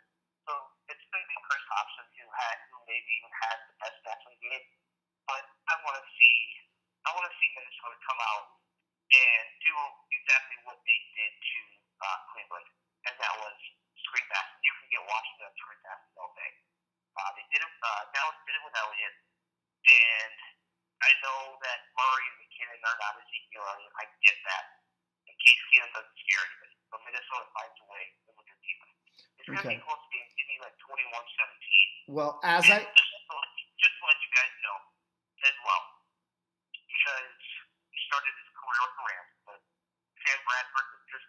radar because it was the head scope a day or two ago. Teddy Bridgewater was activated, so this may be James Keenan's last start. Which means the Rams would get to see Teddy Bridgewater in Minnesota. Look, I'm going to put it to you this way, Eric. The Redskins have one phenomenal weapon on offense that continues to get ignored. And that weapon is Kirk Cousins. And that's going to be the difference in this game.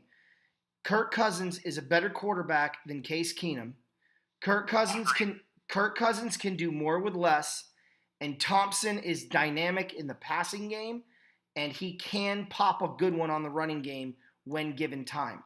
This Redskins offensive line is improving. They're getting healthy.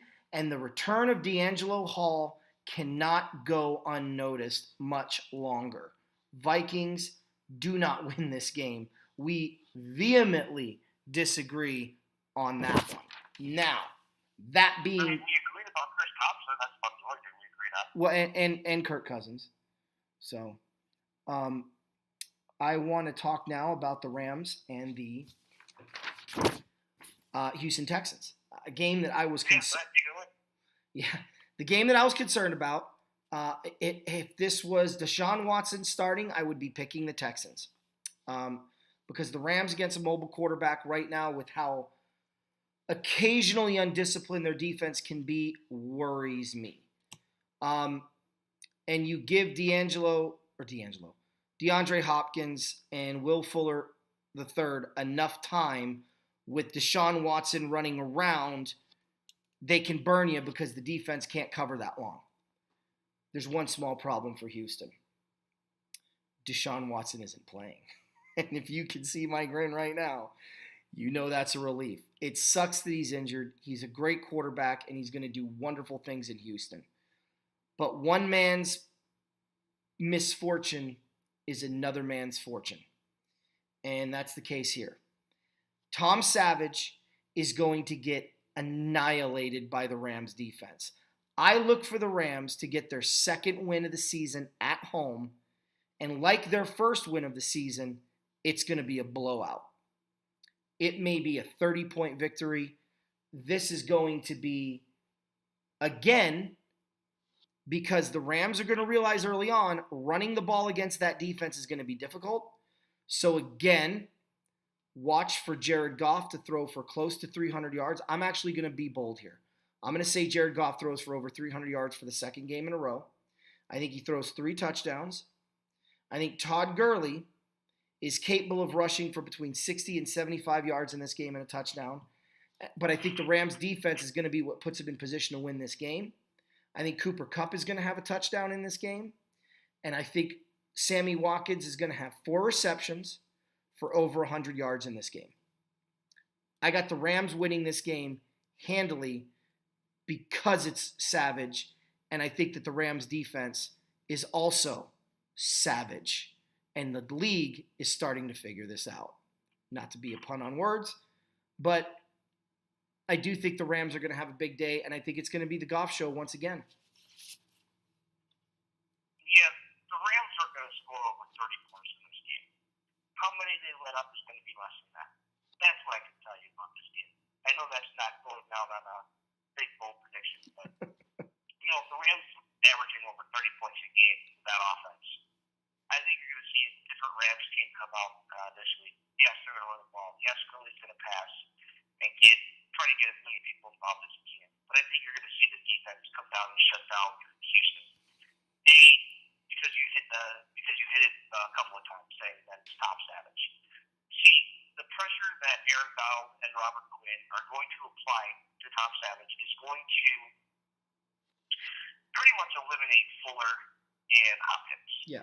I think the leading receiver for the Texans is going to be their tight end, C.J. Federovich. I really do. He's back this week.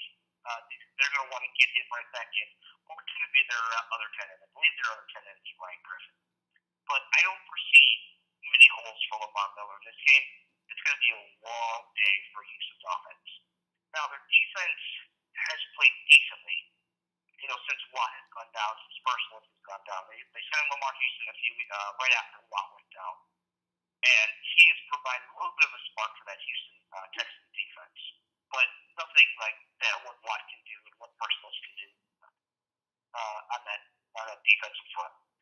So, with that being said, that LA crowd, and I'm curious too when they dissect the Ram game, if they even talk about the Rams crowd. Now, with the Rams winning, you see a lot more butts in the stands.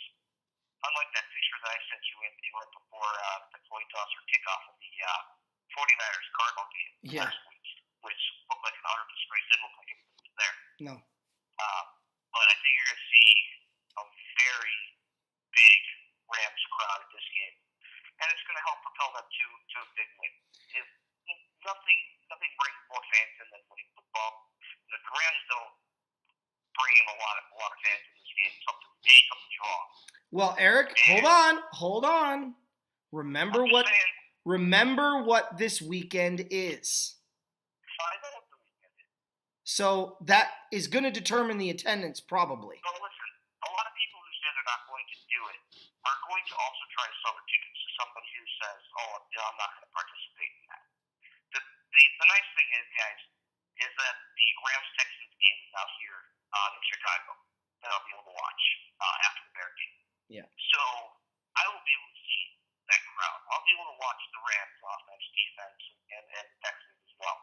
So if I'm not able to watch it live, I plan on actually recording this game and watching it maybe Sunday night or even Monday night maybe. But I do plan on watching this game, and I'm looking forward to seeing what the Rams do. I'll be watching it Tuesday. So I'm going to say that right now.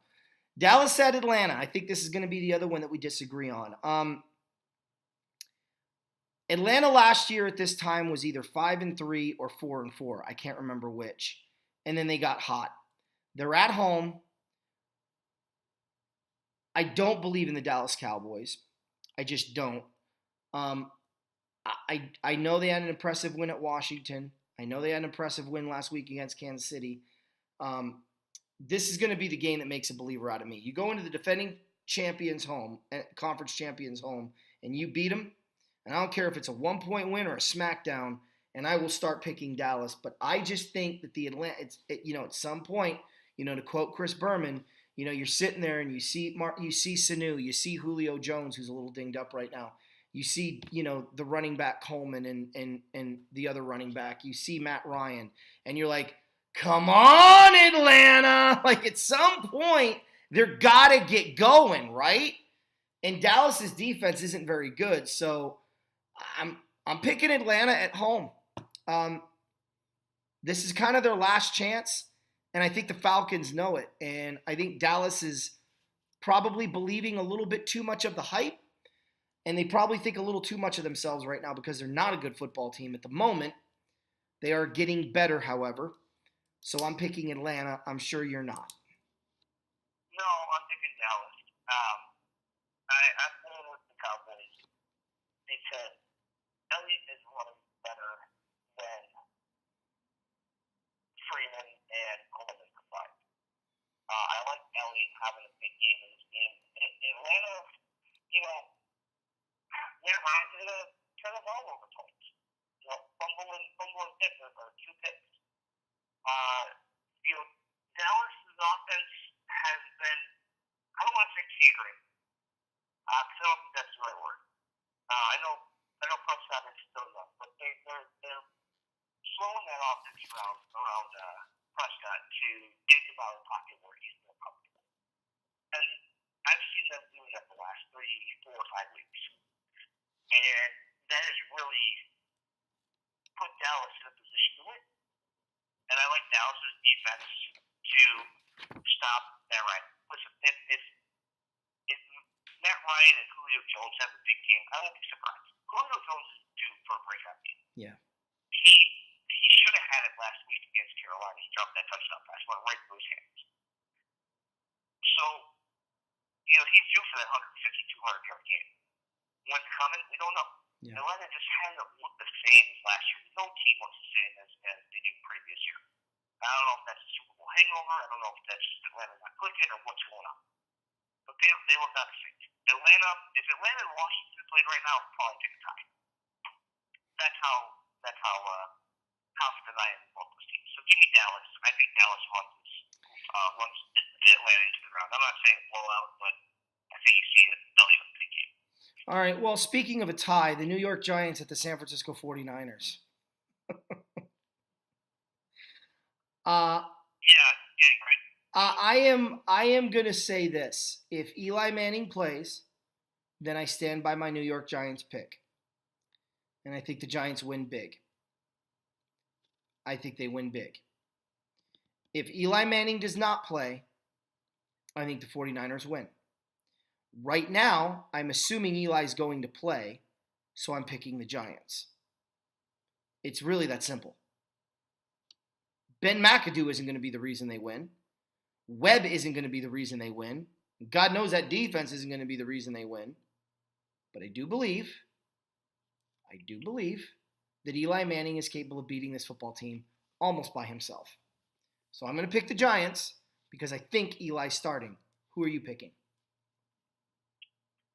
Well, Monday, Giants head coach Ben McAdoo said that Manning would be the starting quarterback. And it could look at Davis Webb at some point.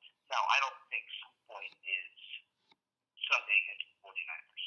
Although it'd be ideal for Davis Webb to say, here's the ball, son, go toast, make your first career start.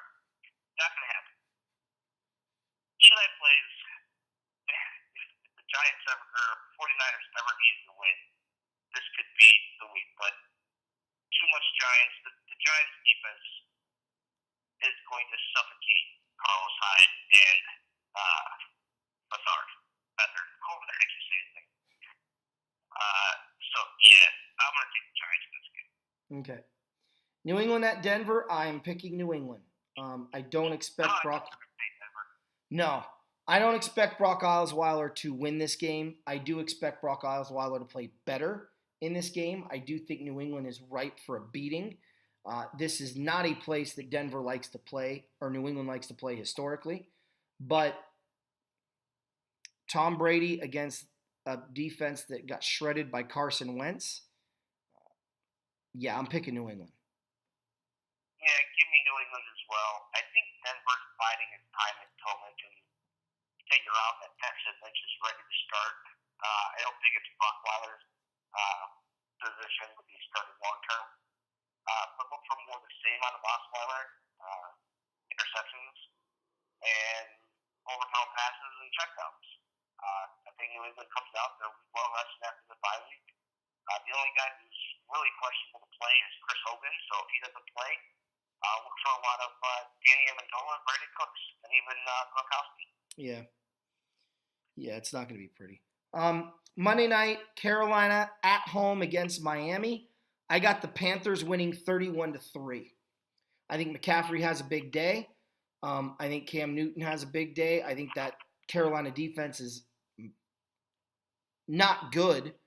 I know they're like a top 5 defense, but they're not good. Anytime they played an offense of any kind of substance, they've been shredded in the statistics. But Miami's not good offensively, and they've thrived off of a weak schedule with bad offenses so far this year. So, started with San Francisco, and it's gone on down the line. So, yeah, give me Carolina 31-3 over Miami. Your pick. So, you're saying Color cannot have 2 good games in a row? Yes. Sorry, I had to throw that in there. I definitely agree with you on the pick, Carolina. Give me 27-10. Okay. All right. Well, there's really not much to go on this game. You're going to see big games from McCaffrey and Newton. It's just a matter of who Newton passes to. It's most likely going to be Funches. But if they're going to be pressuring cover all day in that Miami offense, do not expect big yardage from Williams or Drake. And if Cutler's able to get the ball out, it's going to be a quick stretch to Jarvis Landry because you know he's not going to have time to go deep to Parker or Stills or even Thomas. So maybe a 10-catch game out of Jarvis Landry, but nothing else open down the field. Yeah. Yeah, I just don't think that Carolina has. I don't think Carolina has to worry. It's going to be a one-dimensional show, and that one dimension that they have likes to throw pick sixes. And I'm just glad I'm not going up against Carolina defense this week. That much I do know. So now, what I wanted to do is I wanted to jump gears to two topics. The first one that I want to cover, and the next two topics are going to be Ram heavy, because I've heard a lot on the radio driving to work because my drive is so long. A lot of talk right now that I've been seeing is who wins the NFC West, the Rams or the Seahawks, because a lot of people think it comes down to that. If Arizona wins Thursday, that's going to really throw a wrench in, I think, a lot of this. And then the other question, everyone's kind of assuming that two teams are going to come out of the NFC West.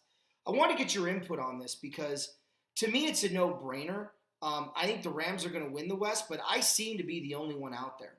Heath Evans, still thinks that 10-6 is going to win the division for Seattle, and I'm just sitting there going, really, Heath? You think 10-6 is going to win the division for Seattle? So you're telling me the Rams are either going to get swept by the Seahawks and lose three more games, or the Rams are going to lose 4 games and get swept by Seattle. But somehow that equation is, where are the Rams going to get 4 losses from? Left on their schedule. They're going to lose to Arizona and San Francisco? No. They're going to lose to Houston this week? No. Minnesota in Minnesota? No. I'm sorry. They're 4 logical losses. Okay? I'm saying logical because you don't have yet. And this is just for my people. At the Vikings, it's going to be a tough game for them. Versus the Saints. I mean, if it's nice now in that game, and it sort of usually is, but, you can see the Saints going in there and having a big day. However, Saints outside of the dome, highly unlikely. Versus the Eagles, I think the Rams are lucky to have the Eagles come to their place. Oh, yeah. That Philly's got to go to L.A. They went there week 2, and they're coming back December 10th. At the Seahawks and at the Titans. So I threw in 5 games there. And I told the Seahawks because it's a division game, it's tough. But I don't think the Rams' schedule is the easiest. But then, with Seattle and then Tennessee back-to-back, anything can happen. We know that. I just say those are logical games they could lose. Will they? Who knows? We're not even there yet. Well, what it tells me... Is it feasible for them to go 10-6? Yes. Could they win the division at 10-6? They go 10-6 and they beat the Seahawks? Yes, the division's theirs. What I find funny is the Rams still don't have respect. This game against Houston will do nothing for that at all. If they go in and beat Minnesota in Minnesota, you know what the media is going to say? Minnesota had a bad game. Minnesota's not that good. Teddy Bridgewater's first game back. He didn't look right. The Rams benefited from they'll think of something. They'll talk about the Rams. I didn't even think about that. That could be Teddy Bridgewater's first start. That'd be ironic, wouldn't it? Yeah.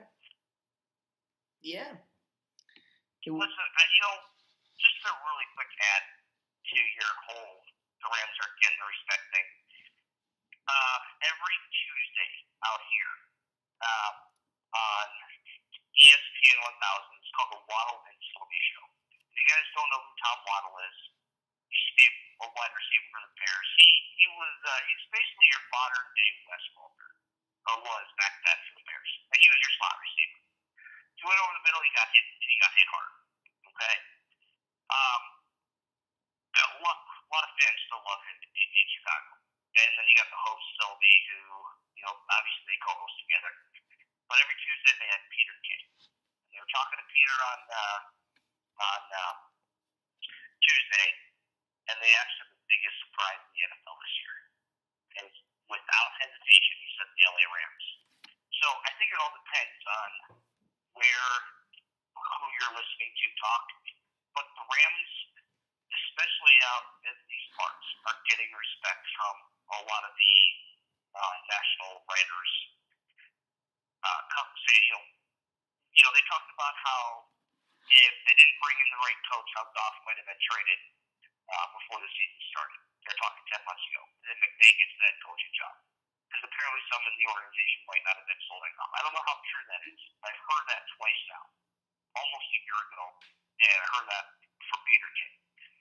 So, knowing what Peter King says, and I don't hear a lot of the Rams on Mike and Mike. Because, they're too busy with the Patriots and the Jets and the Eagles and those teams. Right. But the Rams aren't getting a lot of talk out here. And, surprise team. They think that McVay is doing a wonderful job. And Goff is one of the biggest surprises this season. And they rave about the defense. Obviously, you got Gurley and whatnot, but, they rave about the Rams.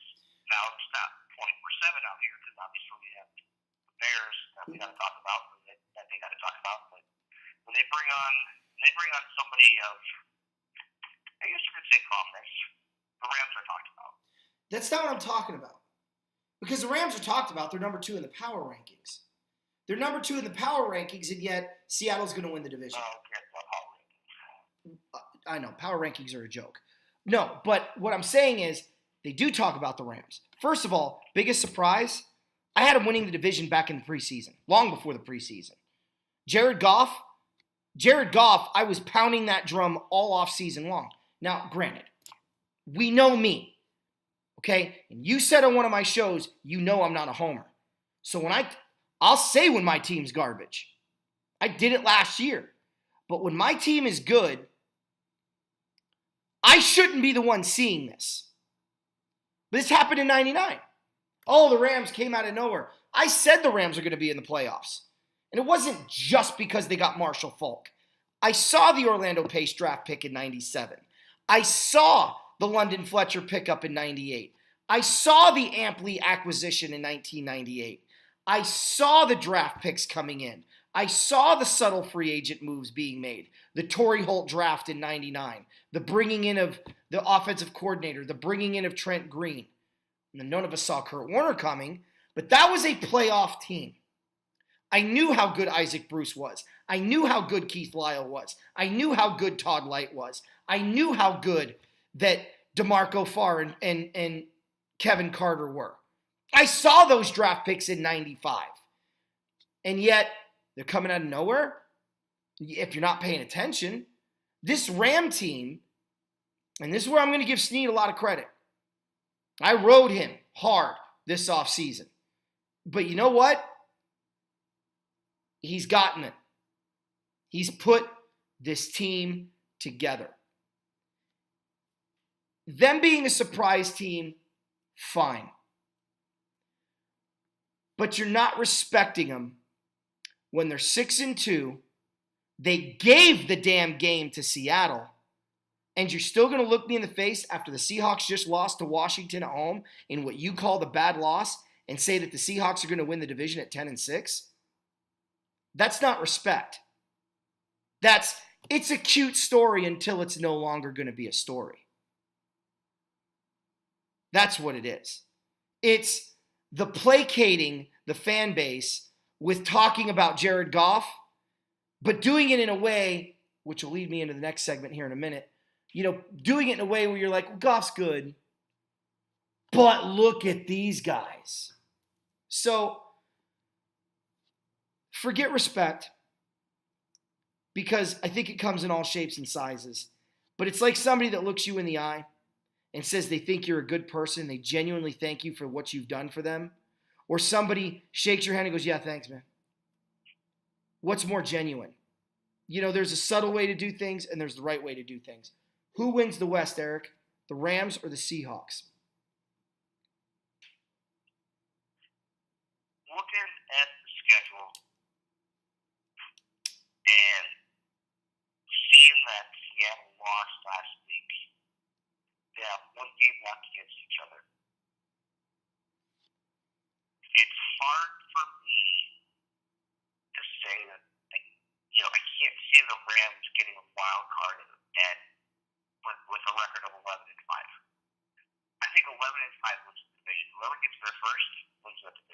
Yeah. Again, and I think the Rams get there because they beat Seattle in Seattle.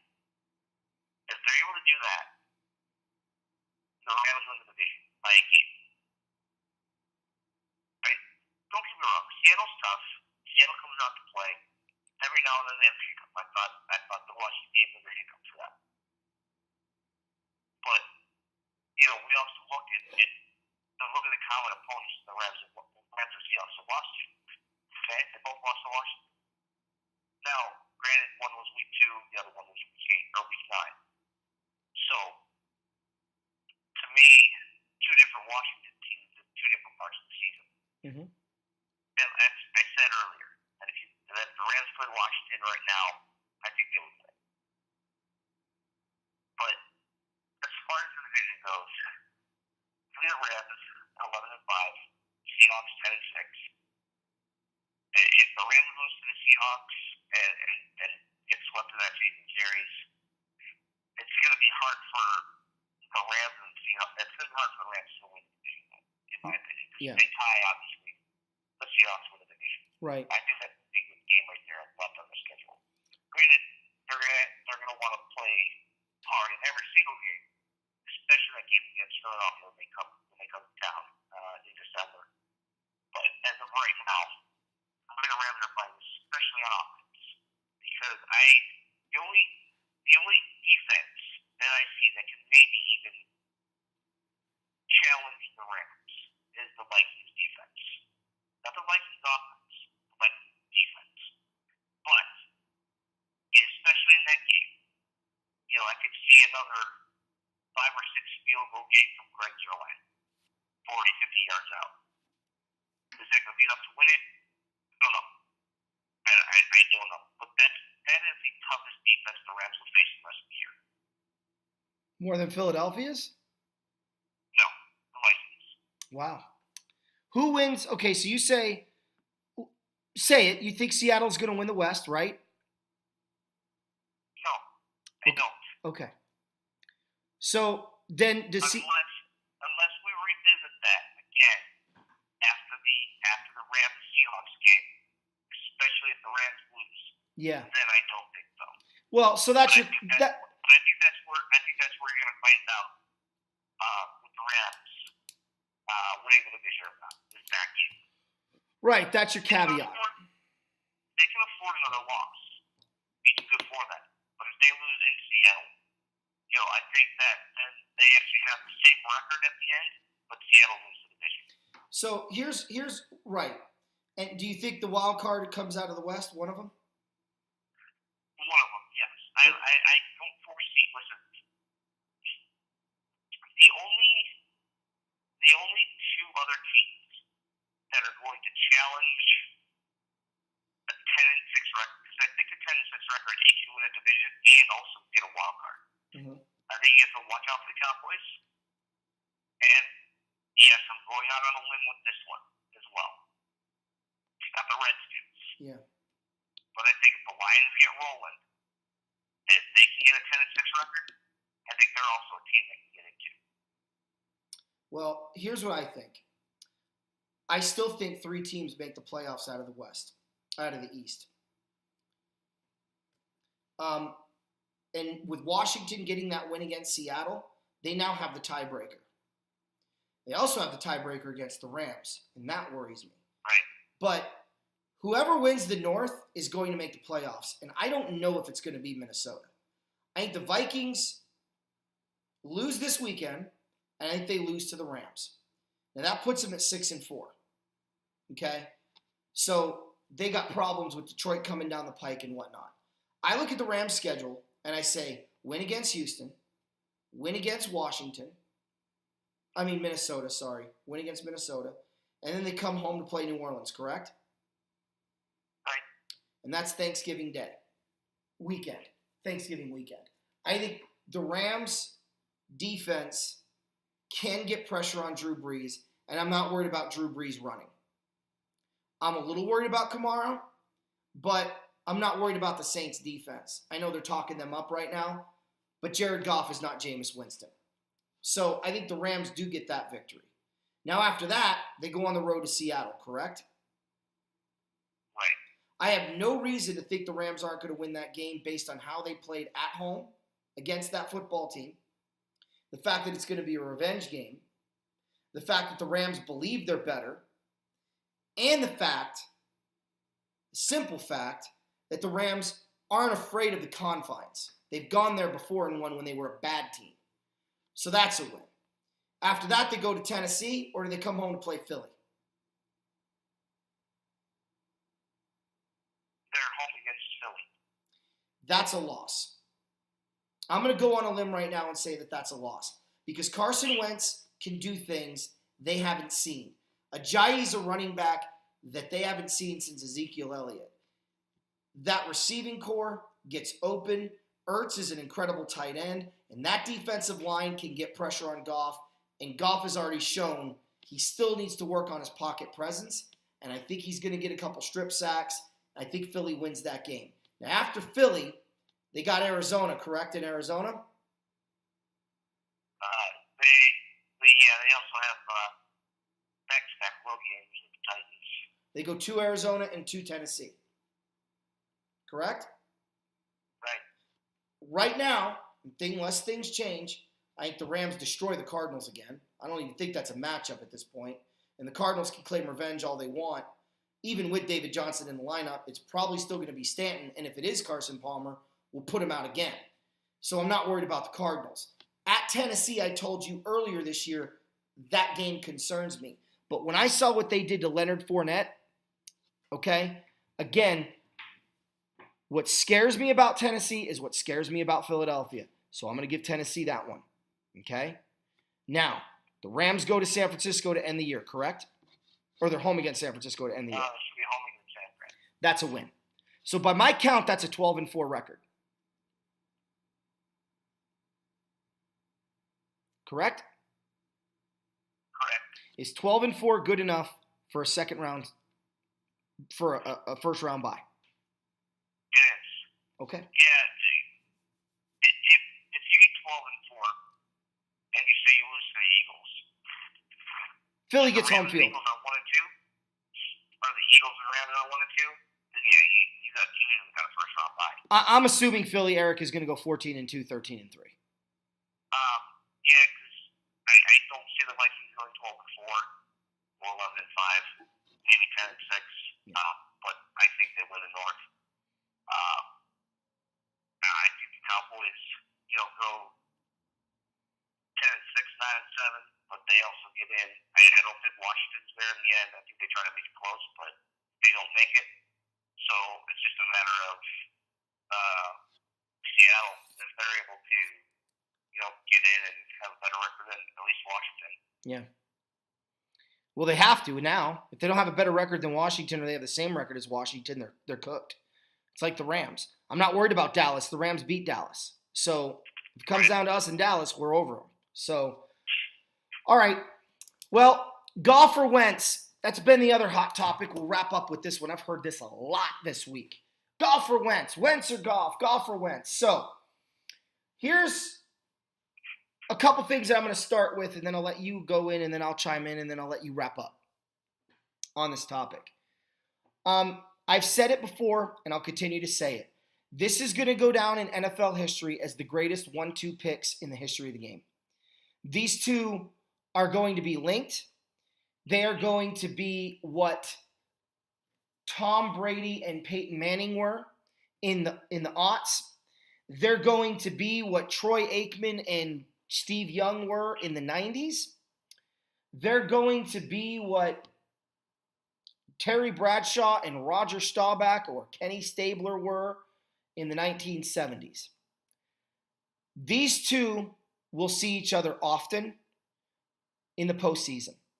And I think the games will be good. I think the games will be close. Right now, I give the edge to Wentz because of two simple factors. Number one, second year in the system. Number two, and I think this is probably most important, right now, his pocket presence is better than Jared Goff. I think all other categories, they're tied. And in terms of toughness, I think Goff has the advantage. Because Goff got wrecked last year. wrecked emotionally and mentally and physically by the opponent and the media on a constant barrage of a beatdown. And he stood up, and he's number 2 in the league right now.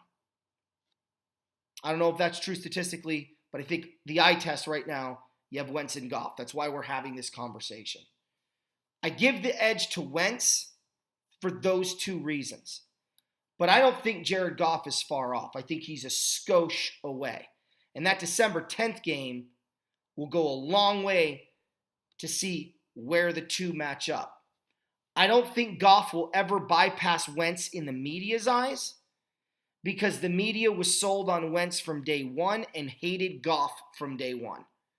So now that those 2 are at odds, it's going to be I preferred this guy and I don't want to look like I'm an idiot and I'm the media and I can't admit that I'm wrong ever, so I'm going to ride this train until it falls off the rails. But I do think at the moment Wentz is a skosh better. Your take. Dave, I always thought Manning and Ryan Leaf would go down as number 1 history. You are such a friggin' liar. Anyways, you got to add a third team to that because I didn't think Cleveland was seeing what Goff's doing and what Wentz is doing. I mean, come on, how bad can you be with passing up on quarterbacks? But okay, so I give the advantage to Wentz as of this moment. He's had Doug Peterson as his coach for 2 years. Goff has had 2 coaches in 2 years. Yep. Well, maybe even 3, because didn't they fire Fisher? Yeah, that's true, but they were running the same system. Okay, same system, right? 2, okay, the other one might have had the interim labeled. So, yeah, he's had 2 different offensive systems in 2 years. And that's not always a recipe for success. Now, he did have an offensive coordinator who came in, hey, we're gonna make Jared Goff quarterback. And that's what they did. He has been everything the Rams hoped this year and more. And that's why they're sitting at 6-2. Yep. And the Eagles with Wentz, they couldn't be happier. Listen, I don't think they would trade draft picks or trade quarterbacks if you even let them. Because I think that both quarterbacks are in the right system. I agree. And you're right. They are going to be meeting quite a bit because if the Rams keep this pace of play up and the Eagles are this good as well, they're going to play every year because you always play. If you don't play, the NFC East, you will play one team from the East, and that's where you finish in your division, and that team finishes in their division. Right. So if they're finishing first or second every year, you're going to face Wentz quite a bit. Mm-hmm. Okay, whether that's home or whether that's away. Right. But either way, you're facing them at least once, maybe twice a year when you reach the playoffs. Mm-hmm. Wentz is asked to do a lot more. I think Wentz has better passing options, not with running back. I think Gurley's a superior running back on the team, and that could be a big difference. But also having pass catchers can also be a big difference as well. Who knows if Alshon Jeffrey's going to re-sign in Philadelphia because he was playing on a 1-year, $8 million contract. A 1-year, $14.1 million contract, somewhere around there. And I know that the Rams have Watkins this year. And I'm not sure if this is his 5th year or 4th year. But I believe, the Bills never took that 5th-year option out on Watkins. So the Rams will have a big decision on whether or not to bring him back. I like Ertz in Philadelphia. I think he's good. I think the Rams can get one of their tight ends to be not as good as Ertz. I think Ertz is in a league of his own. But if you have a productive tight end, hey, you never know what can come out of it. Higby could be that guy. He could be that big weapon in red zone. Or Gerald Everett. Or Everett as well. So their makeup is a little different. The Rams' offensive line is a lot better, where Goff doesn't have to scramble as much as Wentz. I think Wentz runs for his life at times because that offensive line that they have is in shambles. But it's really close to call. And yes, you're right. Wentz is number one in the league. Goff is number two. The way the Rams and Eagles are lining up defenses right now, I mean, haven't seen this in a while. Honestly, in the NFC, you know, Dallas didn't even do that last year. Yeah, they had a great run game. They blew some people out, but it wasn't as prolific as what the Rams and Eagles are doing. Yeah. I do like what I see from both quarterbacks. As I said, I give Wentz the edge currently because he's been in the same system for 2 years. Mm-hmm. But if May's around a long time, Peterson's around a long time, I wouldn't be surprised if you see Goff actually take over. And you're right about the media as well. I think that they're still trying to make football in Los Angeles work.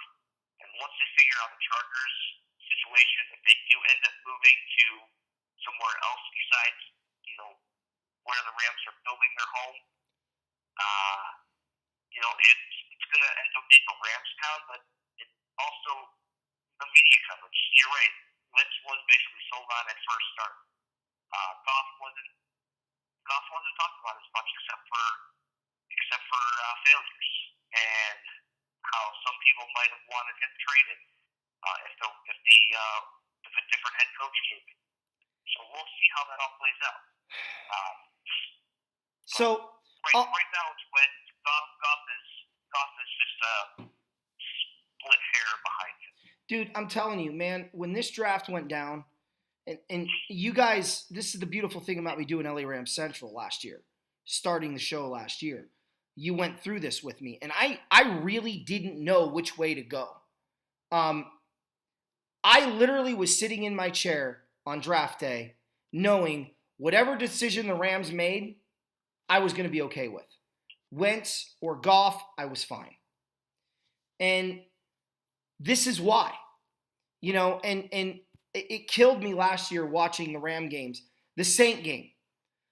Unbelievable first half by Jared Goff. He showed everything he's capable of doing. And then some. And then the second half came. And the entire team imploded. And Goff suffered the consequences for that. Yet somehow Goff got the blame. So I just look at this and I say, you know, do I think Goff will be better than Wentz down the road? I don't know.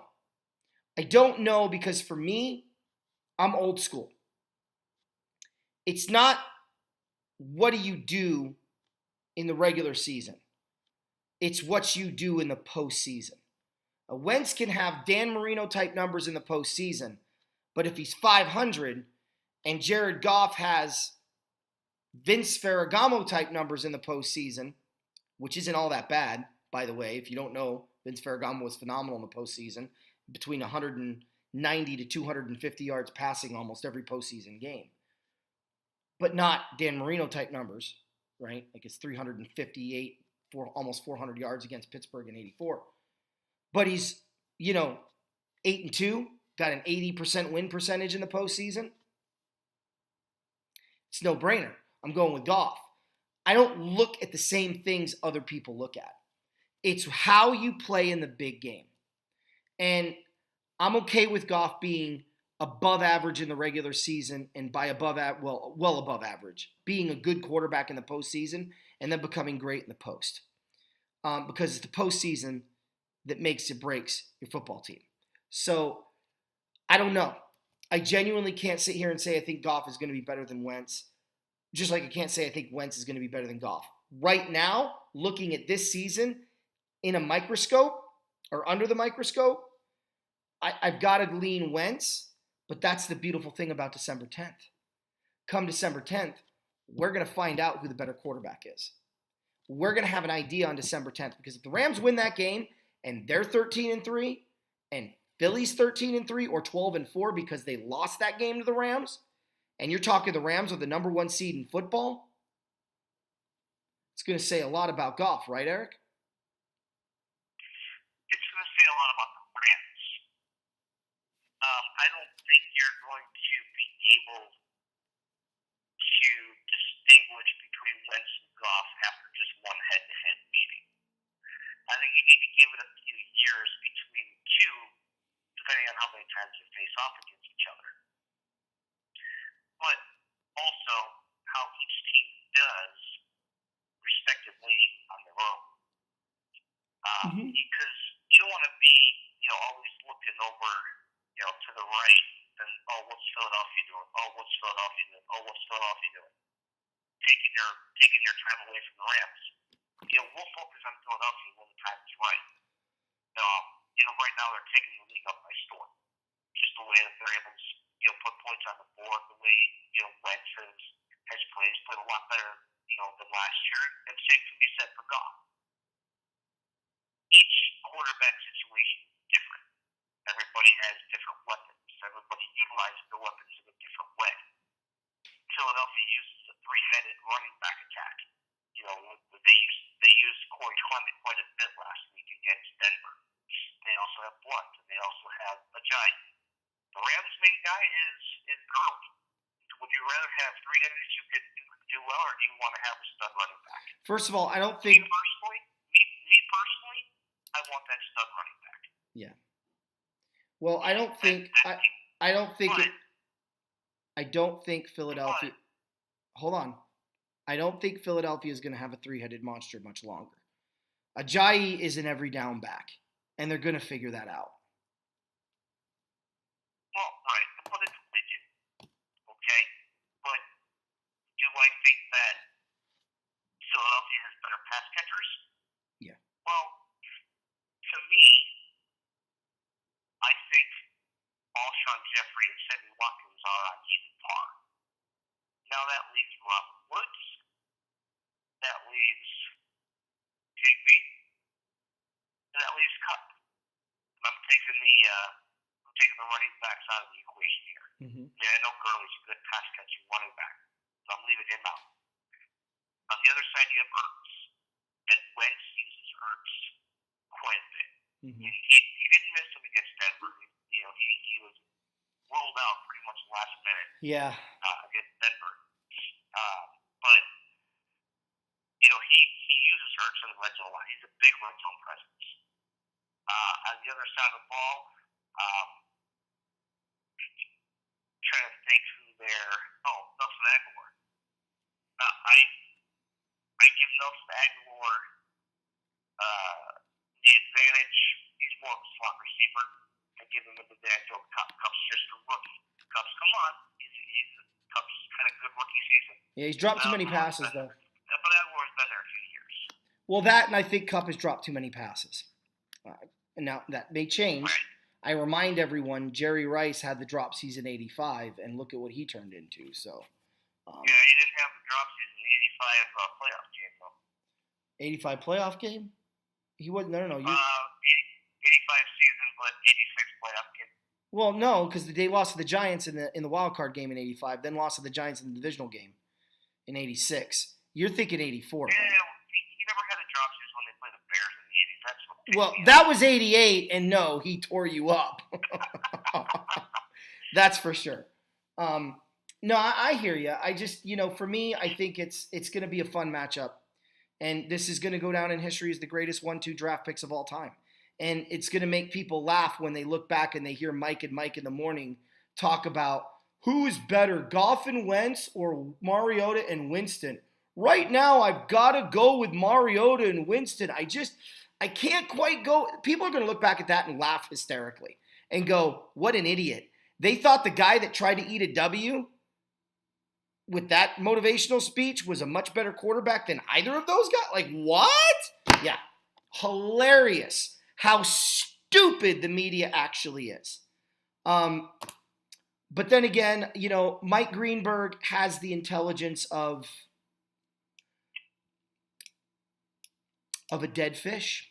Actually, that's an insult. I'm sorry. Sushi is a lot smarter than Mike Greenberg. But then again, what do you expect from a blowhard from New York, or Illinois, wherever he's from? you don't have to worry about that after 10 more days because that show's ending. After Thanksgiving, you have the Wingo and Gulick show taking over. They finally realized that Greenberg was an idiot. Wingo instill a little life on the Rams side of the ball for them. Maybe. It looks like they finally realized that Greenberg was an idiot. So maybe that's a good thing. But anyway, really super long show here, guys. I'm sorry, but it was worth it. We hope you guys enjoyed it. You will not see me until the following Saturday when we do our review for the week, 11 games? So, I will let Eric speak on behalf of the Ram Texan game to start that show. And hope you guys enjoyed it. I'm Anthony. Eric. And this was LA Rams Central, and go Rams!